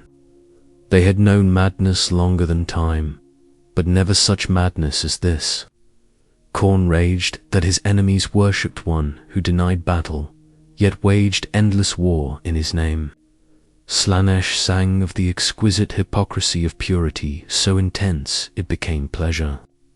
Desenj, the eternal schemer, found himself confounded by a being whose plans existed beyond even foresight. And Nurgle laughed until his garden shook, for he understood what none of the others could, that the Emperor, like them, was now eternal because he could never change. Even as his power expanded, corruption crept into the edges of his light. The faith that sustained him had begun to distort, curdling under its own weight. Zealots declared new creeds hourly, each claiming to speak his truth. Wars erupted between sects that differed only in how they kissed the same hand.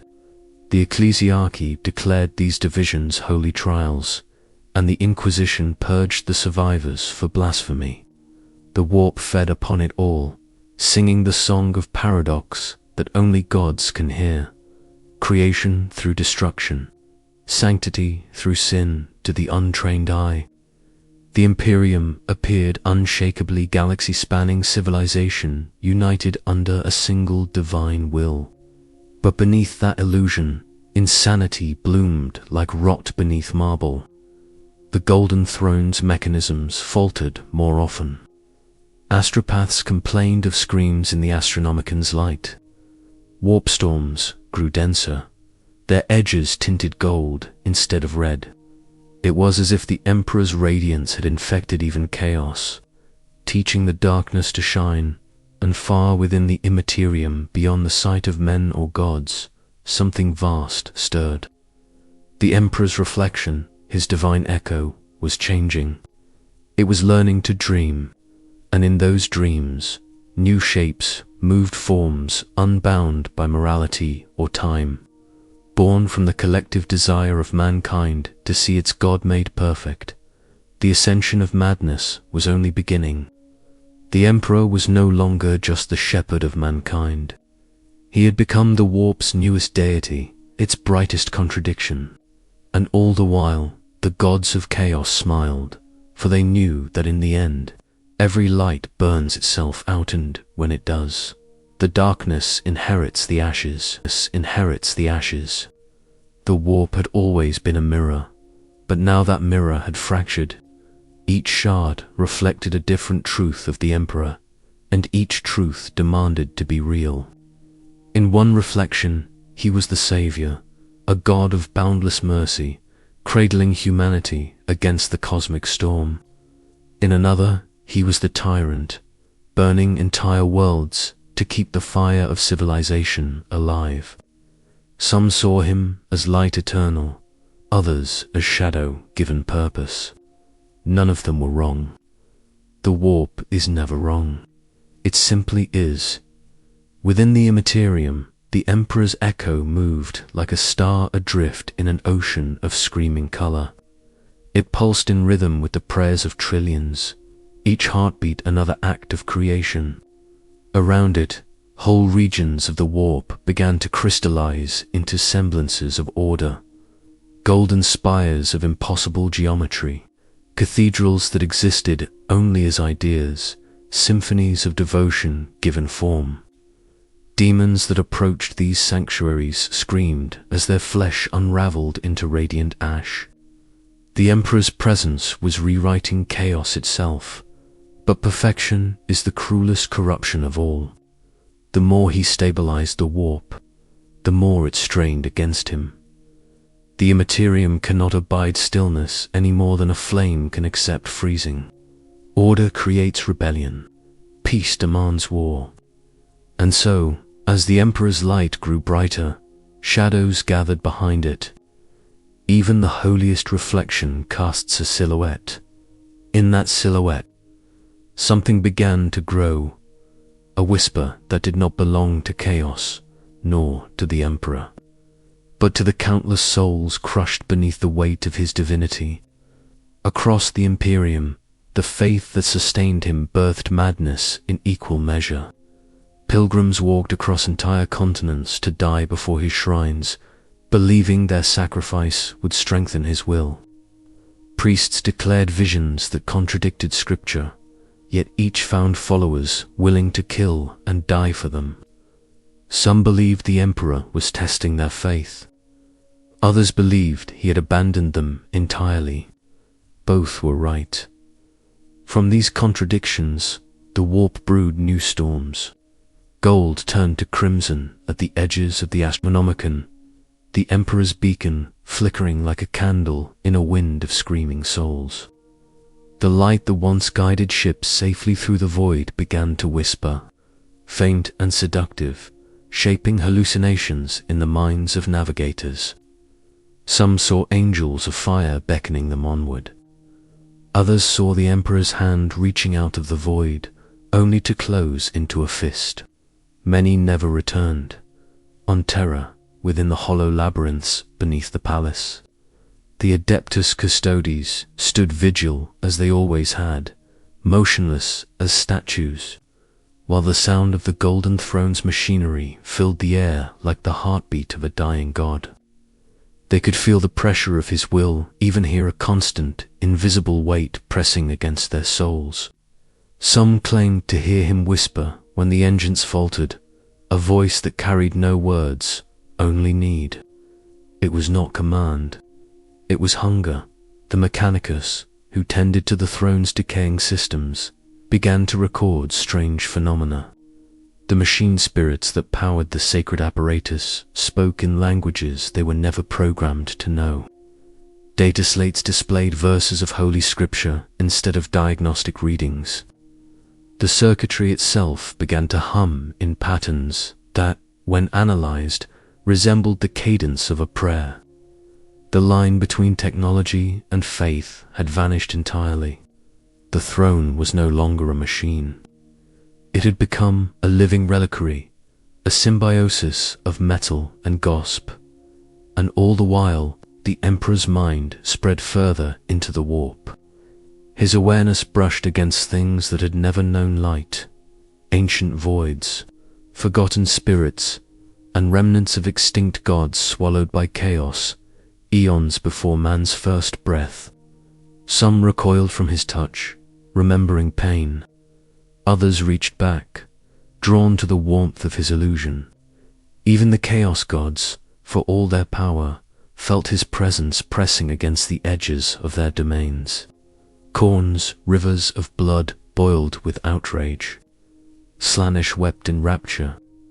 Dezench rewrote 1,000 futures in a single heartbeat. Nurgle simply smiled, whispering to his garden that the greatest bloom always sprouts from the deepest decay. But the Emperor was not immune to what he touched.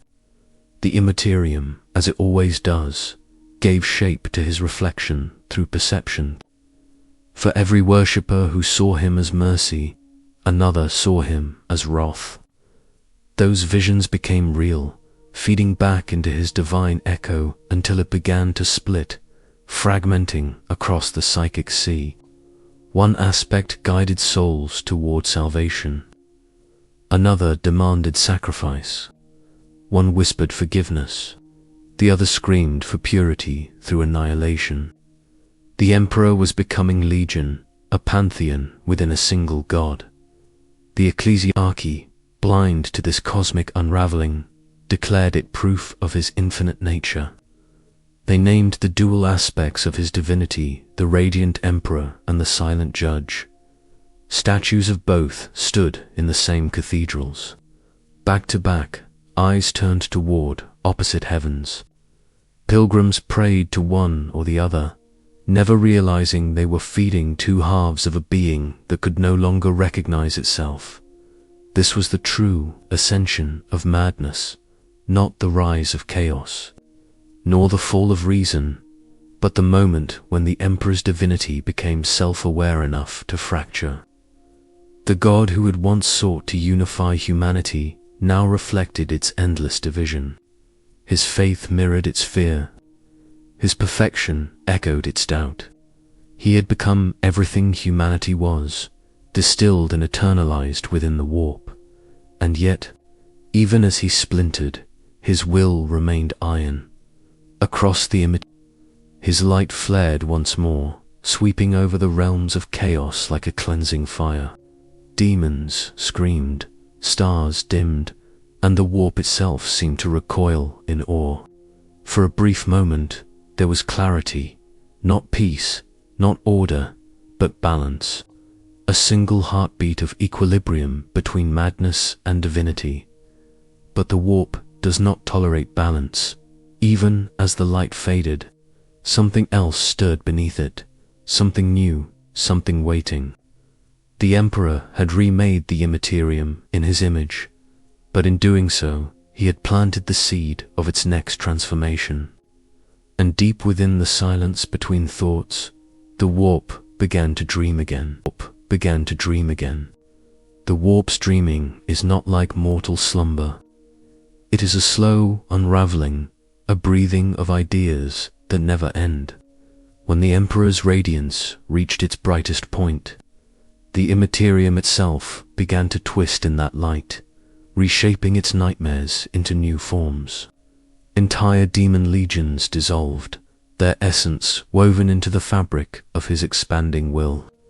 What remained of them became something unrecognizable, half-sanctified abominations that sang his name even as they burned. These were the first of the Nephilim, the angels of gold and ash that now haunted the border between holiness and damnation. They did not serve him by command. They were hymn shards of his fractured divinity, each echoing a fragment of his lost humanity. Some carried peace into the dreams of dying soldiers, offering a glimpse of the Emperor's warmth before the end. Others descended upon worlds in storms of psychic flame, cleansing entire hives of heresy until nothing but glass remained. Both believed themselves righteous. Both were correct, for righteousness in the warp is not measured by mercy or cruelty, but by conviction. The presence of these entities did not go unnoticed. The Chaos Gods, who had long regarded the Emperor's light as an anomaly, now felt it moving through their realms. The Nephilim crossed borders no demon had ever dared to tread, trailing wings of radiant fire through skies blacker than thought. In Khorne's dominion, rivers of blood boiled into vapor as they passed. Yet he could not destroy them. Each death cry of his warriors only fed their strength. In Nurgle's garden, flowers of rot bloomed gold before withering to dust. Dinch watched them move through his labyrinth, tracing paths he had never foreseen. Slaanesh, ever curious, sent forth whispers to tempt them. Some faltered, learning ecstasy through obedience, while others turned their joy into wrath and tore through his palaces of silk. The warp convulsed under their passage. Order and chaos had collided, and for the first time, neither could claim victory. In the material realm, humanity felt the effects as waves of psychic tremors. Entire planets fell to their knees, overcome by visions of fire and wings. Some believed it to be the Emperor's return, a sign of redemption at last. Others called it the end of days. The ecclesiarchy declared a new crusade to interpret the omens, and across the stars, fleets of faith set sail toward nothing. They carried relics, scriptures, and hope through weapons more dangerous than any gun. Yet within the vaults of the Inquisition, far from the chanting of the faithful, a different conclusion was drawn. The Ordo Malleus had begun to detect patterns within the warp storms, surrounding Terra fluctuations that suggested intelligence. The Emperor's light, they argued, was no longer emanating from a single source. It was pulsing in waves, as though multiple minds shared the same godhood. They feared what that implied, that divinity, once fractured, might multiply, that every interpretation, every sect, every prayer might be spawning a new consciousness within the warp, each believing itself the one true Emperor. The thought was heresy, and yet it explained everything. The ascension of madness had reached its second stage. Humanity had not birthed a god, had birthed a pantheon of itself. Each cult, each interpretation, each martyr's scream added a new thread to the web of divine identity surrounding the golden throne. Some of those threads shimmered with purity, others bled corruption, but all were bound by the same root, belief. The warp no longer contained one emperor. It contained millions, and through it all, the true Emperor Wart remained of his mortal mindly, chained to the machinery of the throne, aware of everything yet powerless to act. His consciousness drifted across the warp like a ghost watching its own reflection multiply into infinity. He saw the angels of his making devour demons in his name. He saw inquisitors burn entire worlds in his honor. He saw the faithful pray to 1,000 faces, each calling itself him. For all his power, he could do nothing but endure. Within the Imperium, his echo trembled beneath the weight of its own worship. It It remembered being human, the taste of Terra's dust, the sound of wind through ancient towers, the warmth of sunlight on flesh. But such memories faded quickly in the warp, where time collapses into meaning. His humanity had become myth, and myth had become madness. The Chaos Gods watched and waited. They no longer raged at his intrusion, for they recognized what he was becoming. Not a rival, a mirror. The Emperor's divinity had made him one of them, and just as they had once been born from mortal emotion, he now fed on it. Every act of faith, every scream of loyalty, every desperate cry for his intercession flowed into him, swelling his power until it blurred. The line between savior and devourer there were whispers among demons that the Emperor would soon claim his throne not only in the material world but in the warp itself.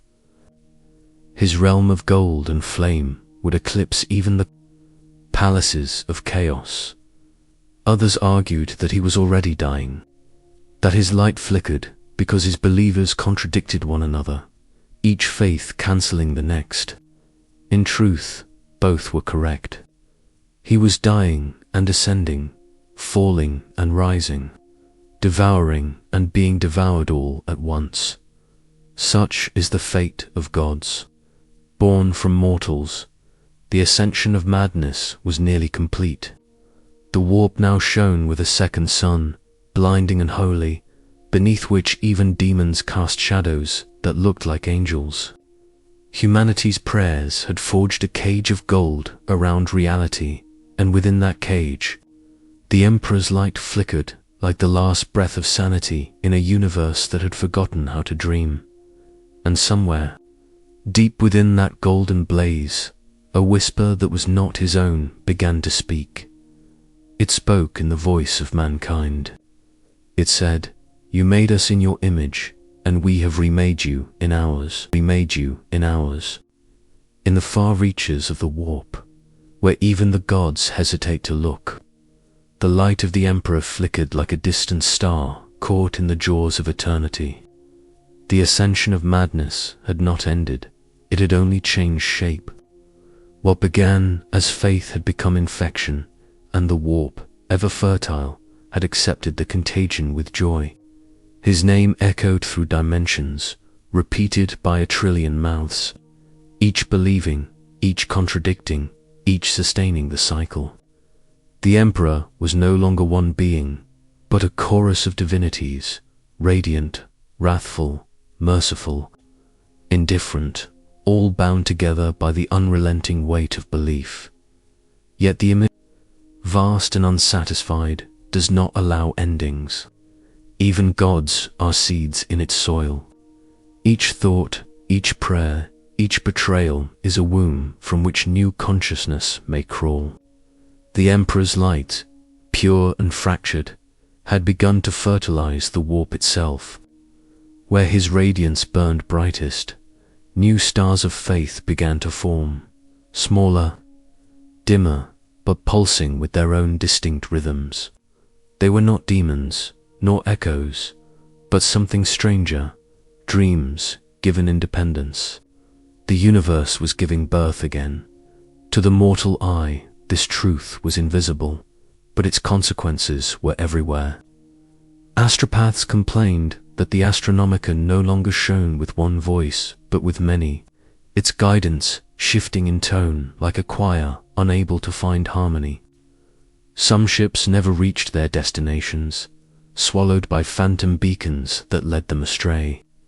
Entire fleets emerged centuries later, speaking of false lights, of thrones that called themselves holy, of angelic figures that bore the Emperor's face, but not his mercy.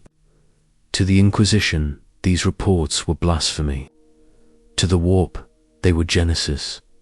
The God-Emperor, enthroned in silence, felt each new spark as a shudder through his fractured being. His mind, stretched across dimensions, could sense the births as ripples of warmth, followed by the cold of understanding. Each one was a reflection of his essence, pieces of faith that had slipped from his grasp and grown their own will. He might have destroyed them had he still possessed the strength or desire, but he did not. He only watched, helpless and divine, as his image multiplied beyond measure. In the depths of the Imperium, these new lights began to congregate, drawn to one another like drops of mercury merging in slow cosmic gravity. They whispered to one another, their voices trembling with the language of worship.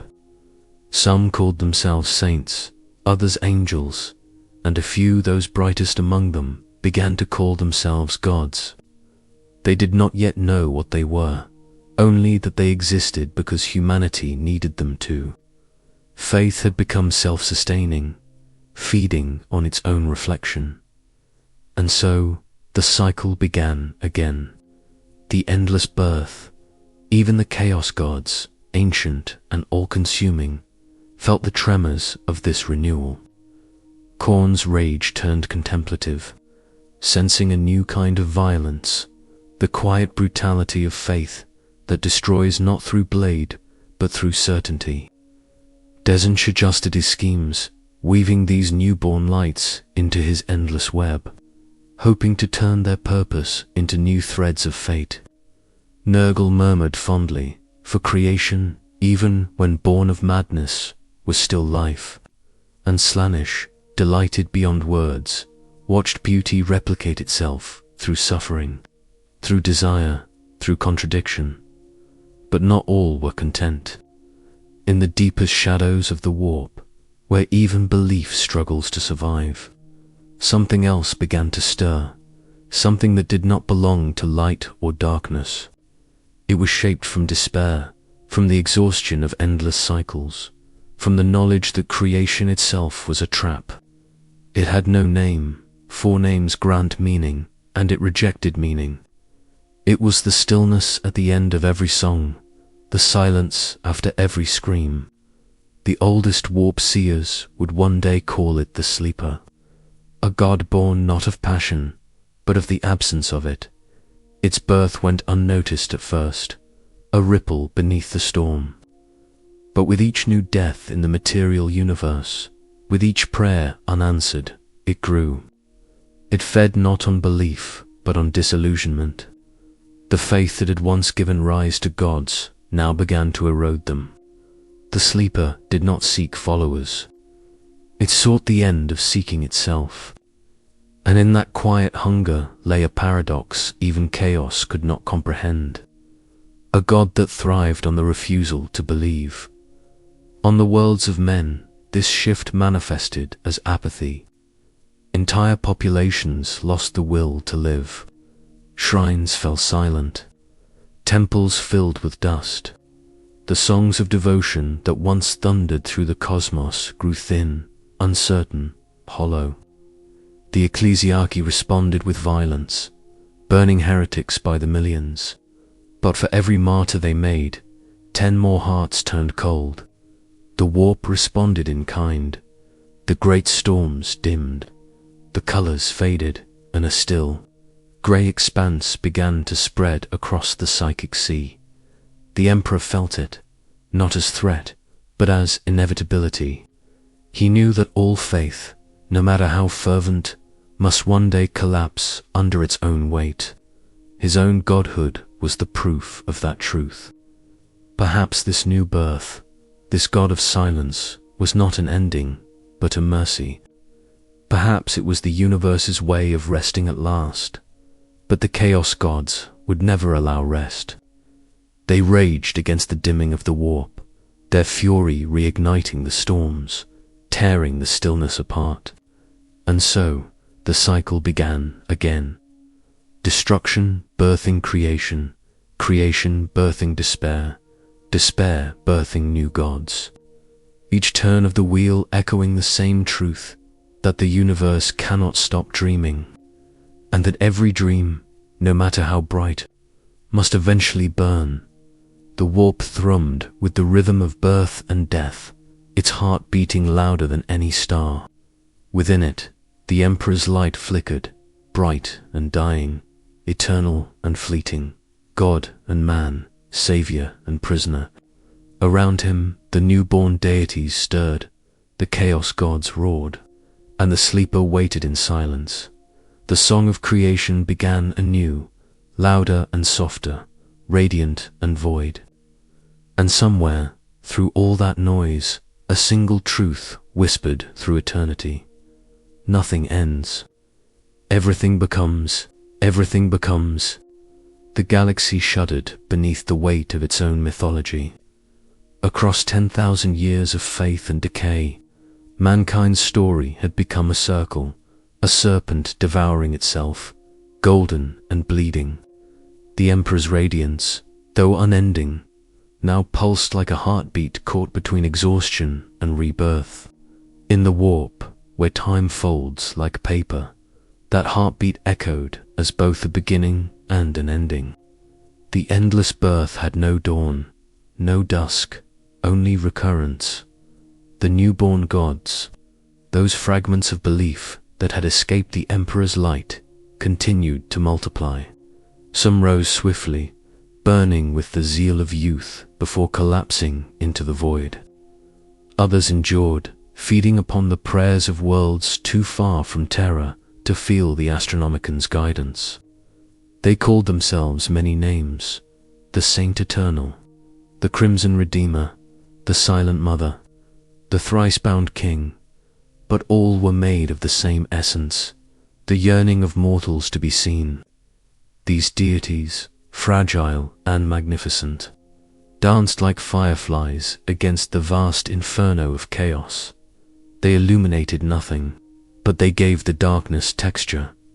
Yet, as they grew, the warp began to strain. It had always been infinite, but infinity has its own limits, not of space, but of coherence. The overlapping wills of gods and men began to grind against one another like tectonic plates, tearing rents through unreality.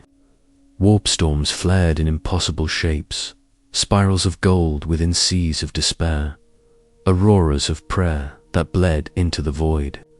Reality itself thinned, stretched to the breaking point, and where it tore, the two realms began to blur. On countless worlds, that blurring manifested as miracles and horrors alike. Statues of the Emperor wept golden ichor that cured the sick, while others bled shadows that swallowed cities whole. In the manufactorums of Mars, machine spirits awoke, screaming hymns in binary, claiming the Omnissiah had taken flesh once more. On shrine worlds, the faithful burned brighter than candles, their bodies immolating in rapture as their souls ascended to feed unseen fires. In the farthest reaches of the segmentum obscure, the stars themselves began to hum, faint, rhythmic tones that drove entire populations into ecstatic frenzy. The Imperium called these phenomena the litanies of light, proof of the Emperor's undying vigilance. The Ordo Malleus, however, recognized them for what they were: the ripples of childbirth. Reality was in labor, struggling to deliver another god. The Emperor felt it, deep within the silence of his throne. His consciousness spread thin across eternity, sensed the forming presence in the warp, familiar yet alien. It was shaped by humanity's longing, but it did not resemble him. It was softer, quieter, less defined by control and more by surrender. Where his essence burned like the sun, this one glowed like twilight. It embodied the yearning for peace, not victory, for rest, not glory. It was what mankind dreamed of when its prayers turned from devotion to despair. The Emperor did not resist it. How could he? It was born of his people, as he had been. It was a child of faith and fatigue, of love twisted into longing. He watched as it gathered strength, coalescing in the still places between his own light and the shadow of chaos. It would not challenge him, it would inherit him across the warp. Whispers began to spread. Demons and angels alike felt the stirring, the tightening of cosmic tension. The Chaos Gods grew restless. They had seen births before. They were the first to crawl, screaming from the womb of thought. But this one was different. It was not an emotion given form. It was the consequence of all emotions exhausted. It was the god of the end of struggle. Khorne felt unease, for battle means nothing without resistance. Slaanesh trembled, sensing pleasure turning to stillness. Tzeentch raged, for in acceptance there is no scheme. Even Nurgle, patient and joyful in decay, paused, for this new god promised not renewal, but cessation. They gathered their might, their realms convulsing in unison, and sent their legions forth to consume the forming presence before it could awaken. But how do you kill an idea that wants to die? The armies of the warp fell upon the stillborn divinity like vultures on a corpse, and their fury dissolved into silence. The closer they came, the weaker they became, as if their hatred had nowhere to land. Demons unmade themselves in confusion, their substance melting into the calm they had sought to destroy. Even the greater powers recoiled. They could not grasp what they faced, for it was not opposition, it was acceptance. The sleeper was waking. In the material universe, the signs multiplied. The Astronomicon faltered, its light flickering as though a second sun had risen within the warp. Pilgrims on Terra dreamed of a great plain where no war could reach them, where they lay their weapons down and were unmade in serenity. The Ecclesiarchy called it Heresy. The Inquisition called it Apocalypse. But among the common people, the nameless billions who had known only suffering, the dreams spread like wildfire. They began to pray not for the Emperor's glory, but for silence, for an end to the song that had filled the galaxy since the dawn of thought. And the warp listened. The Emperor, chained to his throne, felt the ripple pass through him, a tremor of inevitability. For a fleeting moment, he understood that this was the conclusion he had always feared and perhaps always desired. The endless cycle of faith, war, and rebirth was reaching its limit. The universe was not ending in flame, but in quiet. The last god would not roar. It would exhale. The sleeper stirred, vast and gentle, and for the first time since the first scream of creation, the warp began to hush. The storms slowed. The seas of madness calmed. Even the stars in the material realm dimmed, as if lowering their gaze. And in that silence, the Emperor spoke not in words, but in will. He did not beg nor command. He simply shared his thought with the universe. A final truth that every soul, living or dead, heard as one. If this is peace, he whispered through eternity, then let it come. The sleeper's answer was not heard. It was felt, a heartbeat. Then another dot. Then the stillness that lies beyond both, The heartbeat that followed was neither life nor death. It was the rhythm of everything that has ever existed, the sound beneath sound, the pulse that keeps creation tethered to itself. In that infinite moment, the warp inhaled, and the galaxy trembled. The sleeper, god of stillness, of resignation, of the mercy of endings, had not yet fully awakened, but its dreaming reshaped the cosmos all the same. The Imperium turned grey. Where once colors had howled, crimson rage, azure deceit, violet ecstasy, green decay. Now everything dulled to silver fog. The voices of demons faltered, their laughter turning to echoes swallowed by distance. The Chaos Gods, those eternal tyrants of emotion, found their realms trembling at the edges. Khorne's brass citadels cracked without sound. Tzeentch's labyrinths melted into formless mirrors. Nurgle's garden shed its blossoms of rot, leaving only still ponds. Even Slaaneish's symphonies ceased mid-note, the lingering reverberations fading into nothing. They gathered in the silence, for infinities standing upon the edge of their own irrelevance. For the first time since their births, they faced something that was not an opposite but a conclusion. The sleeper offered no challenge, no fury, no temptation, only peace. And peace, to chaos, is death. They struck at it as one.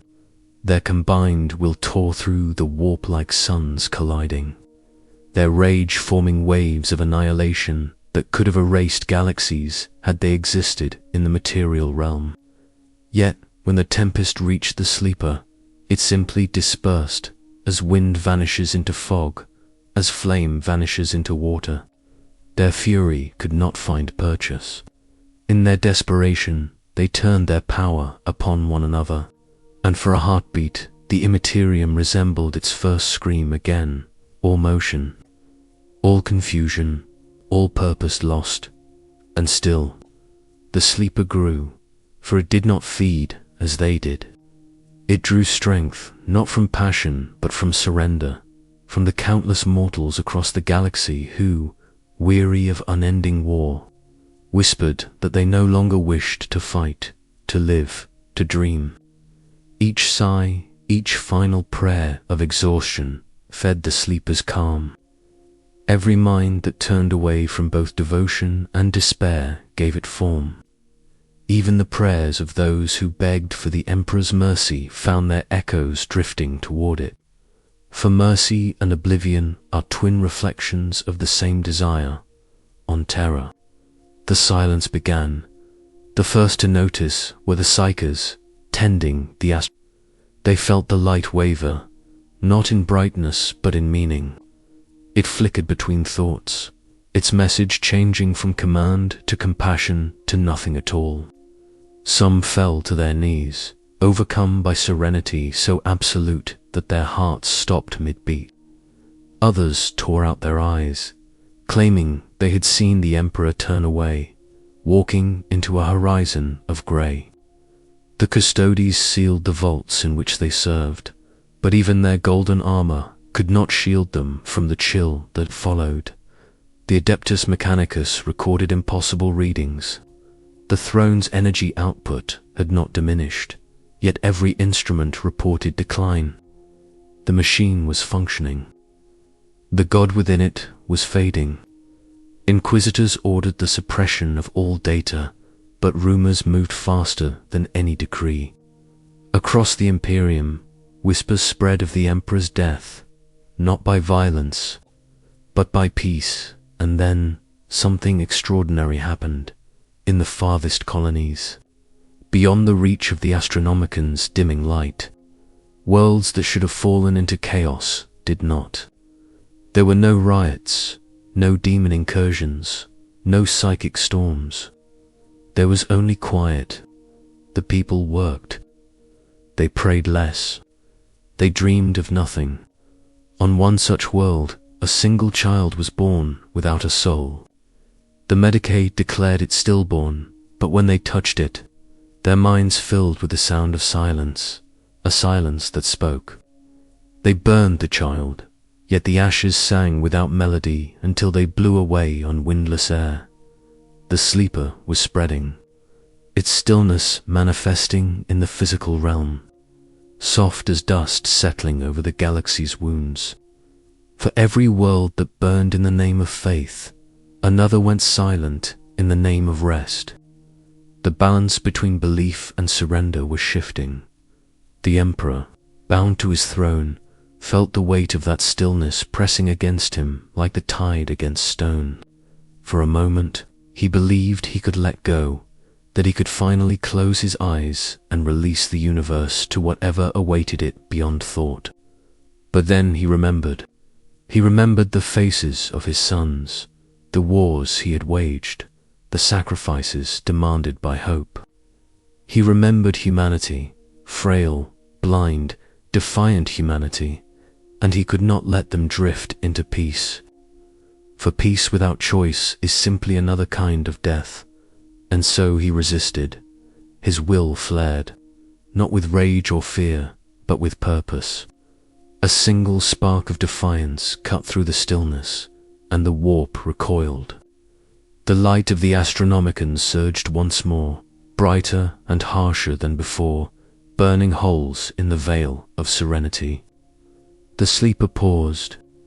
The galaxy shuddered. The prayers of the faithful returned, louder now, desperate and terrified of the silence they had almost embraced. The Chaos God screamed, not in pain, but in laughter. The cycle had reasserted itself. Conflict was life. The endless birth would never stop, for in that moment, the Emperor understood what even the gods had not, that creation requires opposition, that to exist is to resist. His light, fractured though it was, redefined itself not as salvation, but as struggle. The warp brightened once more, its hues returning, its storms howling, its gods reborn in the reflection of his renewed will. The sleeper did not die. It simply closed its unseen eyes and waited, patient as the void, for it knew that in the end, all struggle returns to stillness. All light returns to silence. And so the wheel turned again. The warp screamed. The stars burned. The Emperor endured, and somewhere, in the spaces between thought and dream, the universe whispered the only truth it has ever known. There are no endings, only the remembering of what has been, remembering of what has been.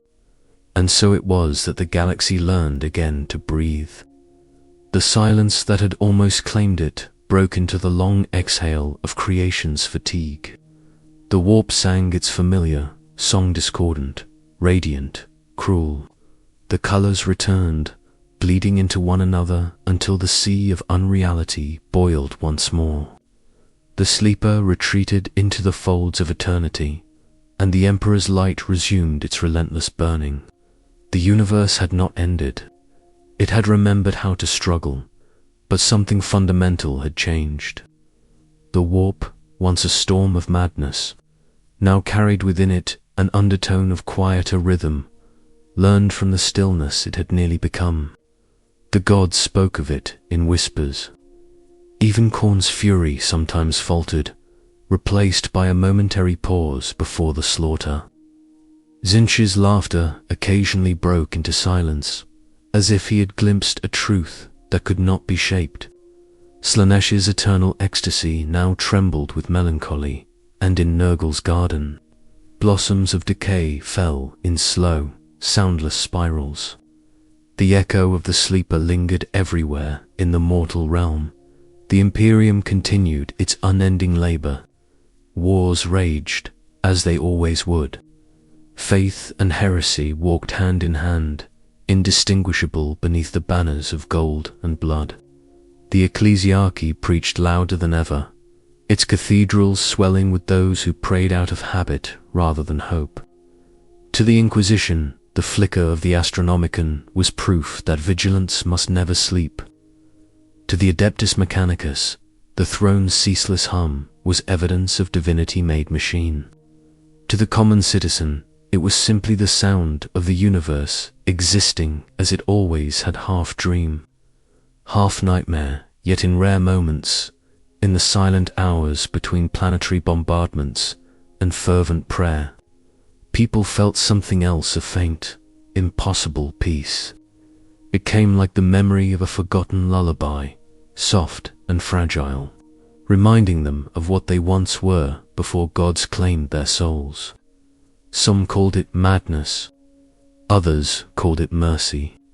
None understood that it was the residue of the sleeper's passing, the promise that even in a cosmos ruled by endless war, there remains the possibility of rest within the golden throne. The Emperor drifted between dream and will. His mortal body continued its endless dying, but his mind spanned creation. He heard everything, the screams of battle, the hymns of devotion, the laughter of demons. the sighs of those too tired to pray. They blended into a single sound, a chord so vast it resembled silence. For an eternity's fraction, he remembered his own name, not as a god, but as a man who had wanted to spare his species from its reflection. The memory faded quickly, as all mortal things do, but it left behind a feeling that was almost sorrow.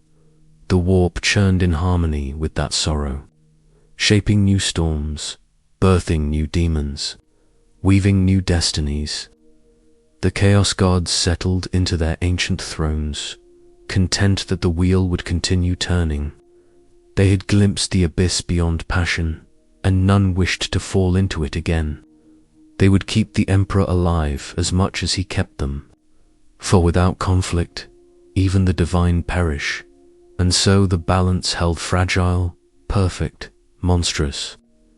The Emperor's light remained both salvation and torment, the beacon that ensured mankind's survival and its perpetual suffering. The gods of chaos continued their feast, feeding upon the same humanity they despised. The sleeper dreamed beneath them all, waiting for the day when exhaustion would once again overcome defiance. The galaxy spun on, as it always had. Stars were born and died. Empires rose and fell. Faith burned and faded. And above it all, the endless chorus of existence echoed through both reality and its reflection. The sound of a universe that refuses to end, because ending would mean admitting defeat. From the depths of the the Emperor's fractured voice rippled outward, carrying no words, only understanding. He no longer fought to be seen as savior or god. He existed because he must. In his endurance was the galaxy's fragile equilibrium. In his agony was its continuity. He was the axis upon which all contradictions spun the dream that kept the nightmare alive. And somewhere beyond the veil of perception, in the quiet between heartbeats, the sleeper smiled. The first scream of creation had long since faded, but its echo remained eternal. Every birth, every death, every prayer and curse was a note in that ancient harmony. The warp breathed. The stars answered. The universe remembered itself. Nothing truly dies. Nothing truly ends. There is only the endless birth. The endless birth.